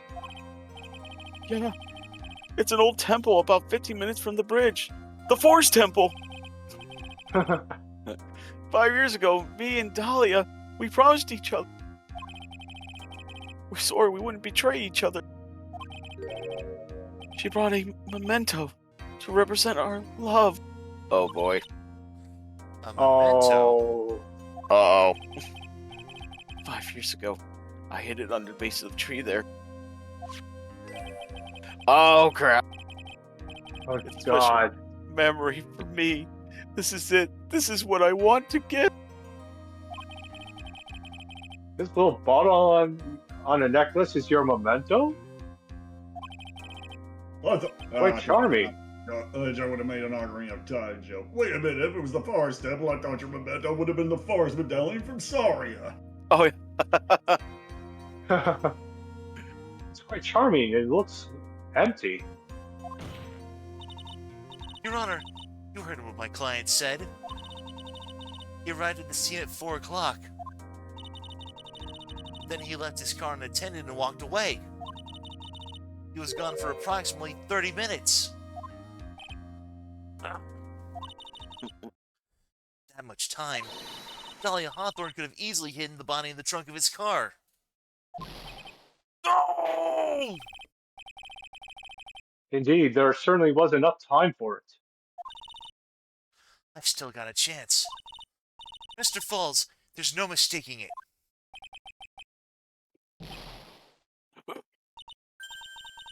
Mr. Falls? Oh no, he's poisoned. Uh-oh. That's enough. Please. Witness? I promised her 5 years ago. If it ever happened that we can't trust each other no more, then we're supposed to drink bottle. Oh, No, stop the trial! Your Honor, we need a recess! I was stupid. Couldn't keep promise.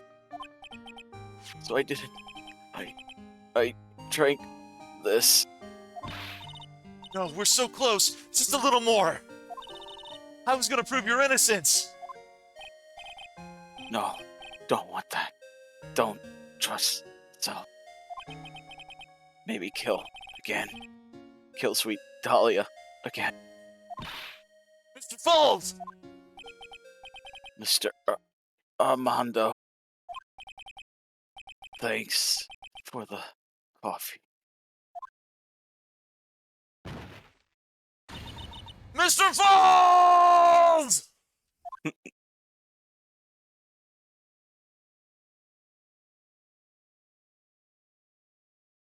Damn. And so my first trial ended. Suddenly and tragically. It ended with no winners, only losers. Well, except for one. I ended up with a wound so deep, cut so deep into my soul, I thought it would never heal. I'm sure it was the same for the young prosecutors, yeah well. His victory was tainted. But one person. True criminal, Dahlia Hawthorne. She left the courtroom with a secret smile on her demonically sweet face.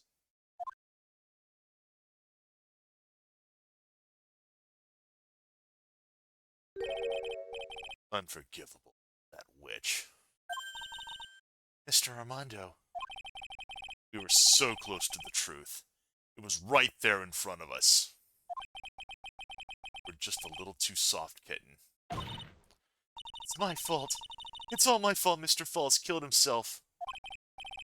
Don't cry, kitten. Gonna make my coffee all salty. I knew I wasn't good up for this. Man. I really wish I could get you guys to hear the music on this here, because if this didn't, if everything up to this point here didn't just firmly bash you over the head that this dude is Godo, you know, That you were hearing his theme from the courtroom episodes earlier. yeah, Yeah. his theme, yeah, is playing. So yeah, and even Tim says, "Well, if there was ever proof that Dahlia needed to be shot."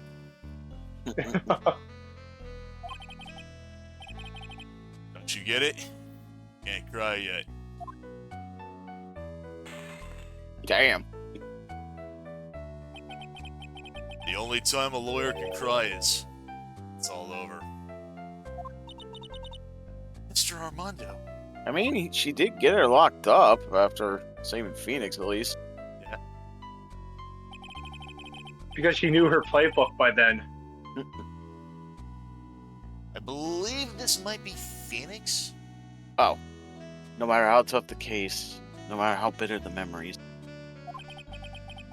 they always fade over time, and you file them away and eventually forget them.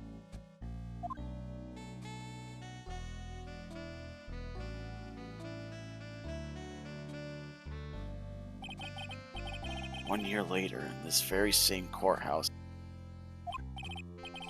I myself got wrapped up in that case.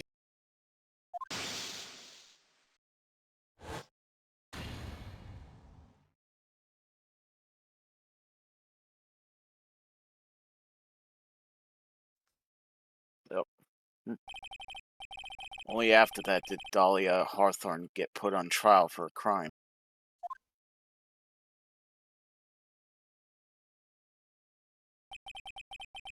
The verdict that was ultimately handed down to her was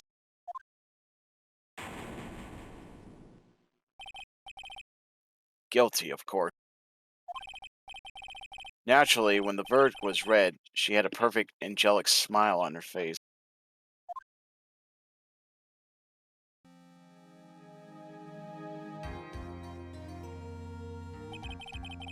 It was finally all over. At least that's what I thought at the time. Fortunately, couldn't have been more wrong. It's been 5 years, but now something has happened that's made me remember all this.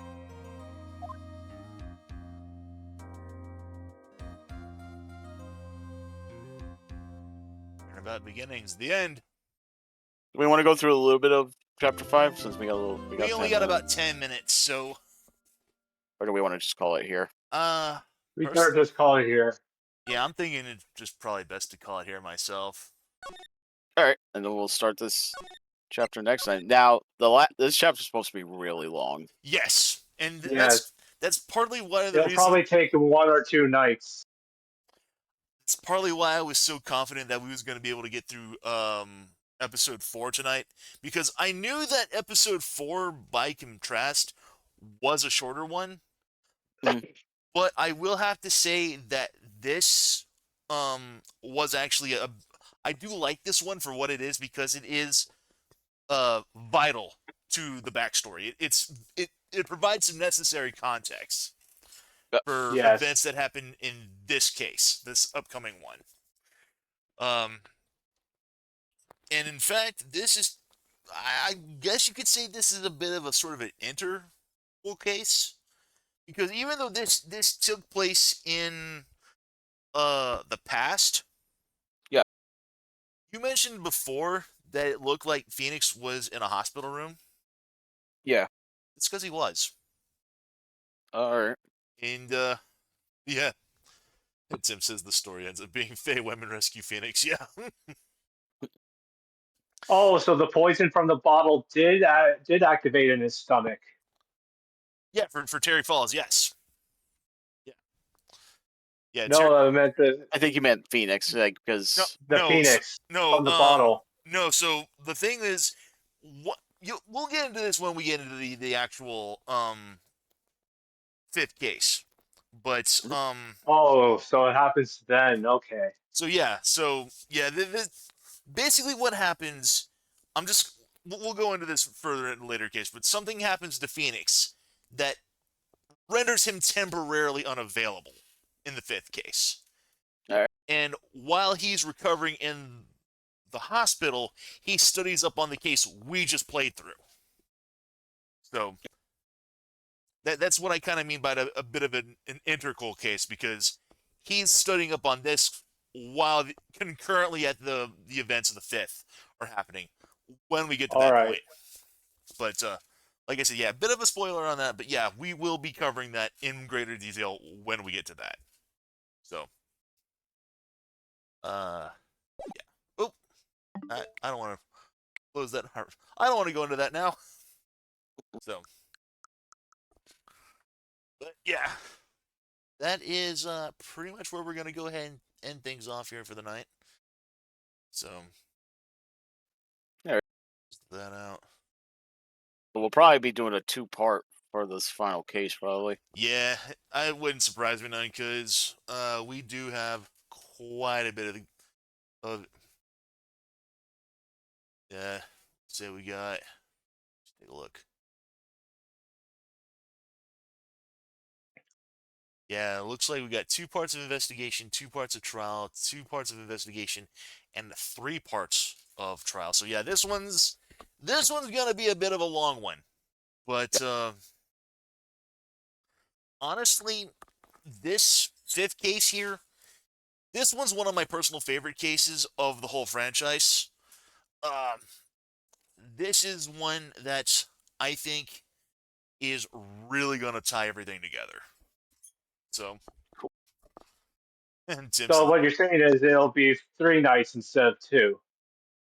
might possibly, depending on how long we go. So, All right. yeah. Tim says, honestly, the more attorney anonymous, the better. Yeah. So, uh, but yeah, once we get done with this, we're pretty much done with the original Ace Attorney trilogy. And All right. then after that, we basically got the Miles Edward duology, which, timeline speaking, does take place after the trilogy. Okay. And then after the Miles Edgeworth games, uh, would be the second trilogy, the Apollo Justice games. So, All right. uh, there is also, like I said, the Professor Layton game that crosses over with Ace Attorney that we can cover at some point. But that one's kind of a bit of a weird one because that one really doesn't fit in anywhere in the series overall. Mhm. But Yeah, Maya, practically non-canon. so yeah, yeah, for the most part, it could technically be considered non-canon. Uh, but it is the last game that Maya has a direct part in because the last time, because here's the thing, in the actual main series, we this is what game 3 of the original trilogy. Uh, after this game, after this last case, we don't see Maya again until like game 7, Oh wow. I think. So yeah. Wait, no, That's, 4. that'll be a long time. I'm sorry, did I say game 7? I mean like game 6, because yeah, because Apollo Justice, then there's I think Spirit of Justice, and then uh Dual Destinies, or do I have that backwards? Or was Dual Destinies first and then Spirit of Justice? Let me Oh yeah. uh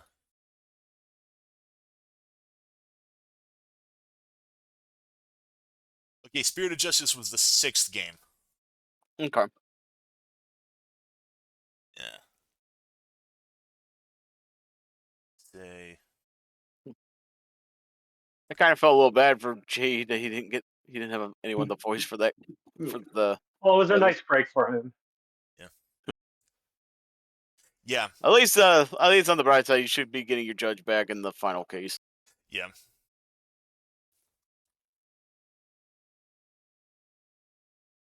Yeah, after this game, the next time we see Maya is Spirit of Justice. So after this event, we basically go 2 games in the main series without seeing her again.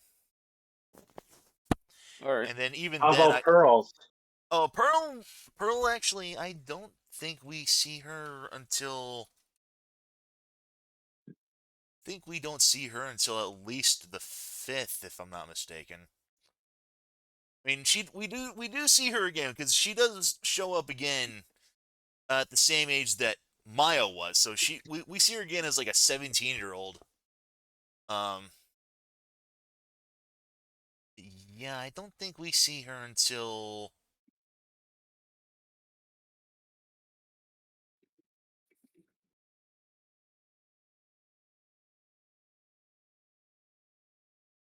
okay. So this is a special episode. I don't know if this is going to be available on this game in the trilogy. I think it might be. If it isn't, then we probably won't be. But technically Pearl doesn't come back until Dual Destinies Game 5, but Okay. in a extra DLC episode. So she doesn't come Okay. back in the main game, but she does come back in that game. It's just the DLC episode. So I'm gonna have to look in on that and see if there is a possibility we can get that played. I'm gonna look in on that. All right. So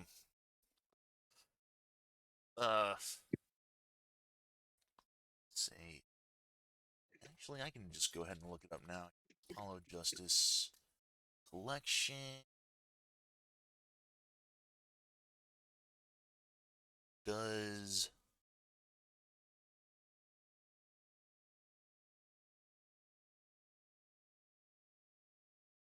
DLC cases. Are they?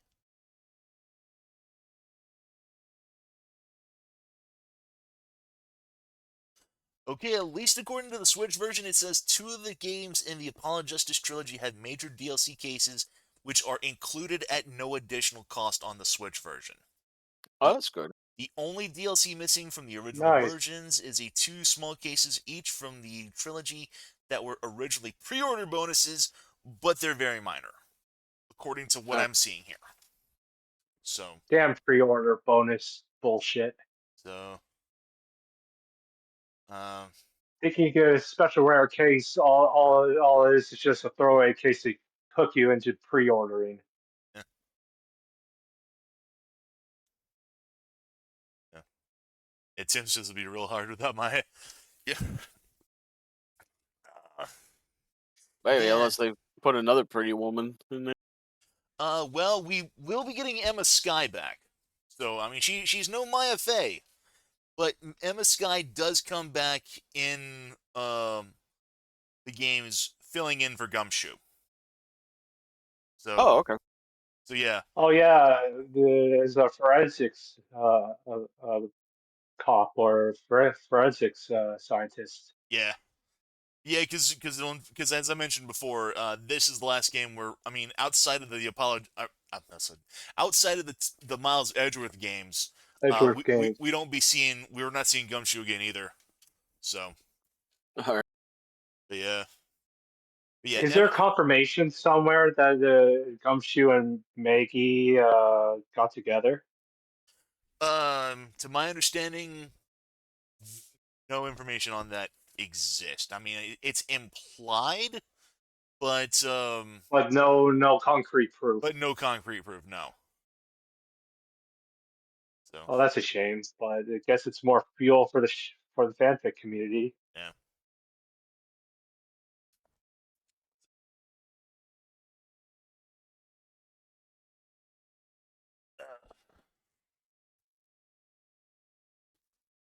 But then again, I never played through Prosecutor's Gambit, so there might be some, you know, might be some more information on that. But then again, we'll have to look in on that. So, and Yeah. Tim honestly said it's just about bad about Gumshoe's the best. His theme actually gets a bit of a remix in the Edgeworth games. At least the first Edgeworth game does, anyhow. So it's a bit more. I wouldn't say upbeat, but it is a bit more. Has a bit of a more faster tempo to it. So I mean, you'll hear a difference when we get to that game. So anywho, I think I've pretty much jabbed on for long enough tonight here. Yeah, we have basically reached the time for the night. It is a little past midnight on the East Coast. I think we'll go ahead and call it here for the evening.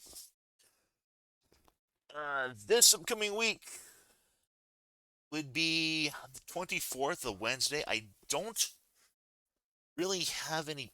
I mean, guess I Maybe not. could. I Oh, guess I could do something this week because I didn't do anything last week. It was the 17th, and I didn't do anything then. I well, I was just thinking because I know Friday you got something going on this week. Yeah, that's the race with Korshal, Rick from D-Pad, and Shellshock Prime. That's our Sonic Mania race.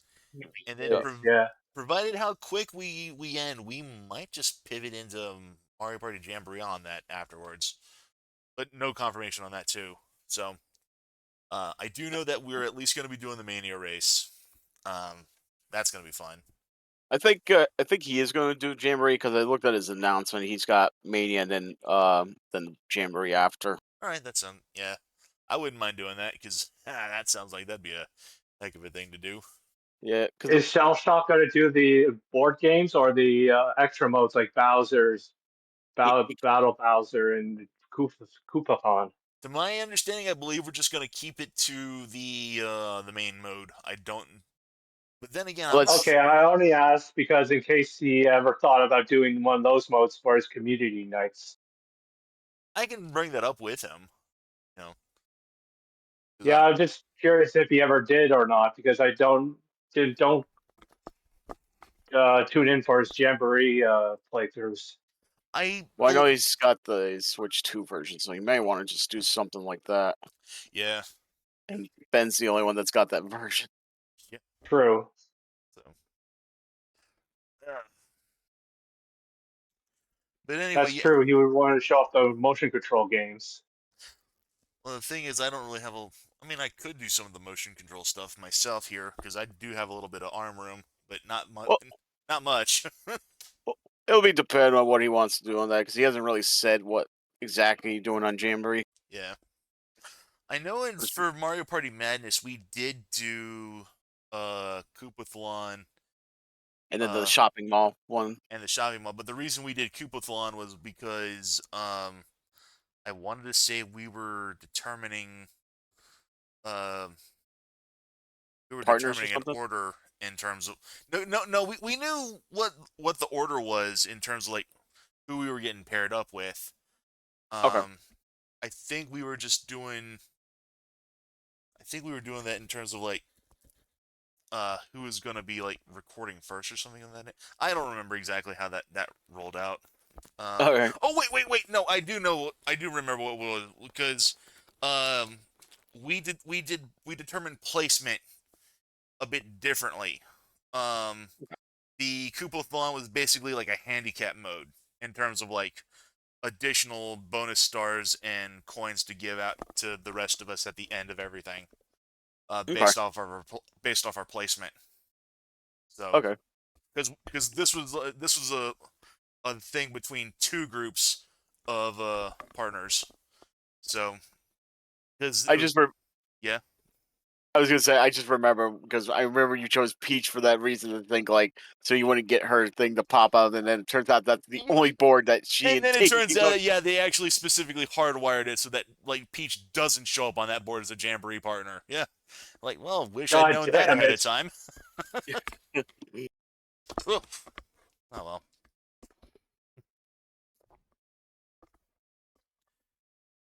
Yeah, because Peach on that map would be absolutely broken.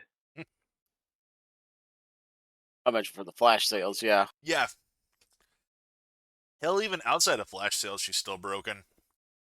So. Everyone wants a little piece of Peach, but no flower petals from Daisy. Yeah. No, Daisy would still be broken on that. Didn't they say that Daisy was also specifically card coded not to show up as a Jamboree buddy on that stage too? Yes. Okay, I thought so. Yeah. Yeah, Okay, because never she mind.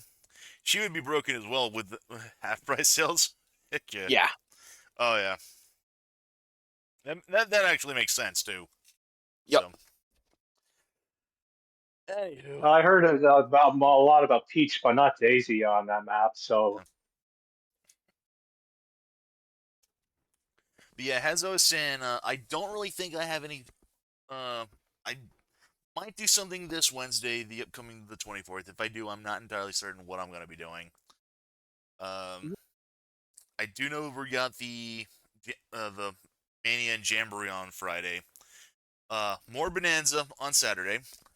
And for those who are, curious on the Bonanza, I did off-screen a vast majority of progress. I'm still planning on doing more backtracking before we reconvene for Bonanza back on Saturday. But as far as all the levels that we've been through, the only ones that I'm missing in terms of missing bananas are most of the ones on the Tempest level, the one where we got the elephant bonanza for the first time. I have gotten all of the bananas on every other previous level up to this point. So pretty much when we reconvene on Saturday, the plan is just to do just nothing but progress. Just move forward and then just see how much we can get on Saturday before we get to the planet core. Sounds good. So who knows? Maybe we might actually get to the planet core on Saturday. Can't guarantee that we will. Can't say that we won't. But we'll see. Yeah, I was gonna say probably not, because remember, there is a lot of places you got to go with the final bit. Yeah, I wouldn't be surprised. So, but Not we are definitely gonna put a heavy push on that one. But yeah, I kind of want to avoid falling into another brothership trap where I'm yep. saying, hey, we're gonna end this day. Nah, maybe we'll end it this day. Nah, nah. And then the fucking game ends on for like going on for another 6 months. So Not not to mention you are going to need a lot of gold before near the end. yeah. Ugh. Yeah, that's gonna be fun trying to grind up. Anywho, but yeah, aside from that, then we just jump into case 5 on next Sunday and start getting through off of that. I'm Yep. going to assume that in case of everything, we're probably going to end Trials and Tribulation maybe by mid-October. Uh, if we do, then I don't really know what I'm going to do next. I might fire something else up just for let me see what we Well, got we here. could do a little bit of Luigi's Mansion 3 multiplayer for one. Well, we probably could. I wouldn't be against that. I have to sit out then because I don't have that. Uh, Oh, I can't keep forgetting about that.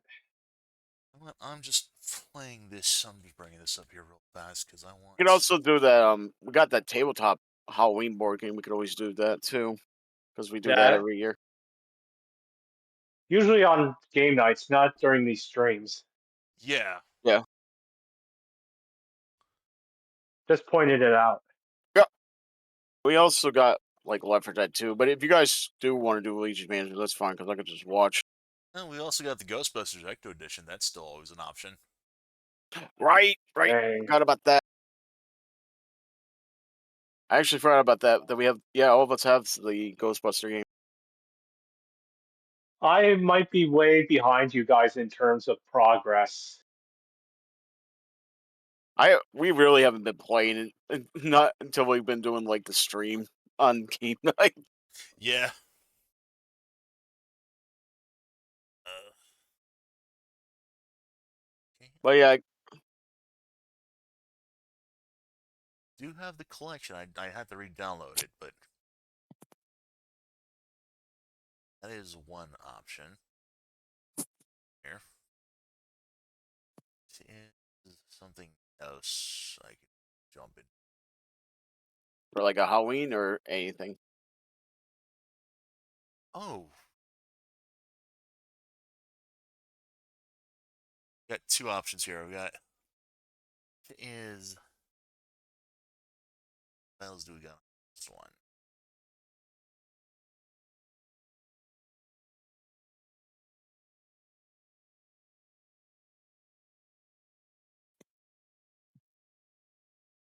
It's Dracula X.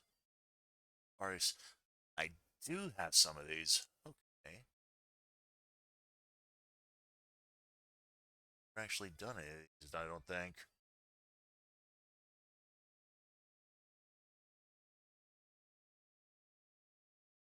Are you looking up mods for Left 4 Dead 2? No, I'm looking up the anniversary collections and advanced collections for Castlevania. Because I've got the advanced collection that has Dracula X, Aria of Sorrow, Harmony of Dissonance, and Circle of the Moon. And then the anniversary collection has As games. about as all the number. I know it has the number get games and the stuff on Game Boy and Kid Dracula. I think.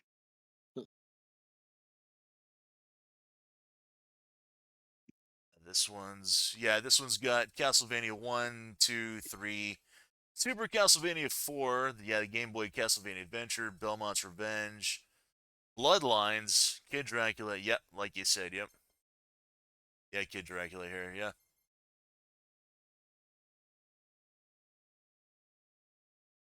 So yeah. And for some reason I thought Sympathy of the Night was available on one of these. I don't know why.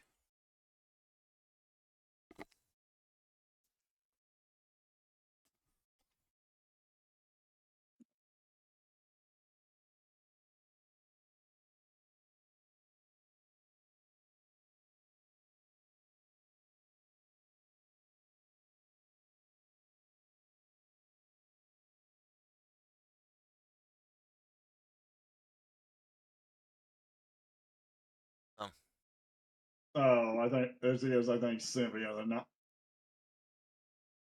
Oh, Symphony of the Night is on its own collection paired with Rondo of Blood. Oh, It's called Castlevania Requiem Symphony of the Night, Rondo of Blood. oh. That for. That's not too. Turn to Castlevania. Dead Cells. Oh, this is for. Oh, that's just for something else. Damn. Oh wait, there's a. Oh damn! It says it's on. I think it says it was on like a PS4, or it looks like it. Castlevania Dominus Collection. What does this have? Oh, this is Dawn of Sorrow, Port for Ruin, Order of Ecclesia.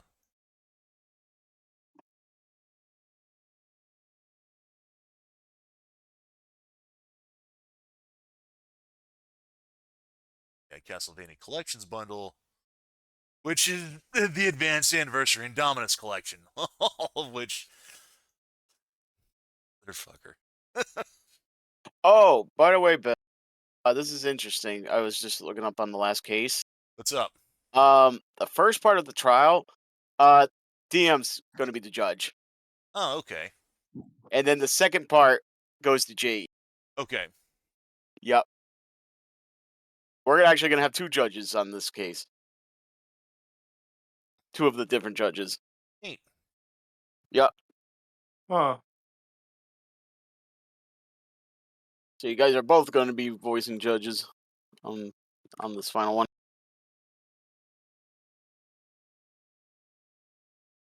Because when I was reading it, I was like, oh no, don't tell me Jay's not going to get another voice again. And then it's Yeah. like, okay, good. Yeah, he'll still have his. Yeah. Tim, Castlevania Dumbest Collection, yeah. I was just, kind of offering that because I've never played any of the Castlevania games for stream. So, Played one of them. I thought it was fun, but I never finished it. yeah. And it's just as well. Symphony of the Night's kind of huge anyway because you got the main castle and then you got the reverse castle to Oh go my through. god, yeah. So it's just as well that I don't because that's not something I'm completing in a night. Also, I did play the first Castlevania game, but I could never get past the Reaper for some reason. It's hard. That's why it's like a really hard game. Yeah, old school Castlevania is just fucking difficult as balls. Dark I Souls got, difficult. I got there was 2 or 3 fights I almost beat the Reaper, but just lost. The second time was special in particular because I killed him and then he killed me at the same time. Yeah, we'll look something up. I kind of do want to do because if I'm gonna be doing any other streams if I'm starting up something new in October, okay, I mean 'tis the season, might as well. We'll we'll look in on something. I'll figure something else. I'll figure something I was out. just going to suggest maybe some practice for Jamboree for on Friday, on Wednesday between us. I But wouldn't be there's against also that. Mario Party 2 and Mario Party, or maybe 3 even, for Switch Online for one of the nights in October. I wouldn't be against that. So, What's up? doing like a Mario Party thing for October. Um, Okay. Maybe do like a Horrorland theme. I wouldn't be against that. No, sure. So, like I said, we'll think of something. We'll figure something out. We'll cross that bridge when we get there. Uh, Anywho, like I said, I have been Yeah. hammered on. It is. We were supposed to end like 15 minutes ago, and we just been doing nothing but talk. Anywho, that's pretty much the plan for the time being. We'll probably see you guys Wednesday. If not, then we'll see you guys definitely Friday for Sonic Mania and Jamboree, and then more Bonanza on Saturday. So that's pretty much the plan here. Thanks everyone for coming on by, both Twitch chat and you guys at Killcom's. Always a pleasure having you on here. Yep. Oh, by the Indeed. way, when Ben meant Mania, he's talking about his other group. We're not going to be on it. It'll just Yeah. be him. And yeah, For me it's gonna be like me, Shellshock, Korshel, and Rick D-Pad. So yeah, you'll be seeing us on Friday, 8 p.m. on or Friday. something. Now, I am going to be streaming my footage to this Twitch channel, but you're probably going to be seeing the Discord or the multi-stream on Shellshock's channel. So if you want to see the full four-way race, go to twitch.tv/ShellshockPrime. That's all one word. Mm-hmm. So he's going to be the one hosting. And Yep. that's where you're going to be seeing the probably going to be getting most of the commentary on his end. So, Yep. Yeah, everything's going to, other than that, everything else is going to be on the Discord, as is per usual. And, yeah, that's where we're going to end it here, folks. This has been Mr. Ben. Isn't Jay Smith? Let's rate it up. DM21. Wishing you all a wonderful, happy new week. We will see you guys next time. Later, y'all. See you, folks. Later, guys. Have a great week.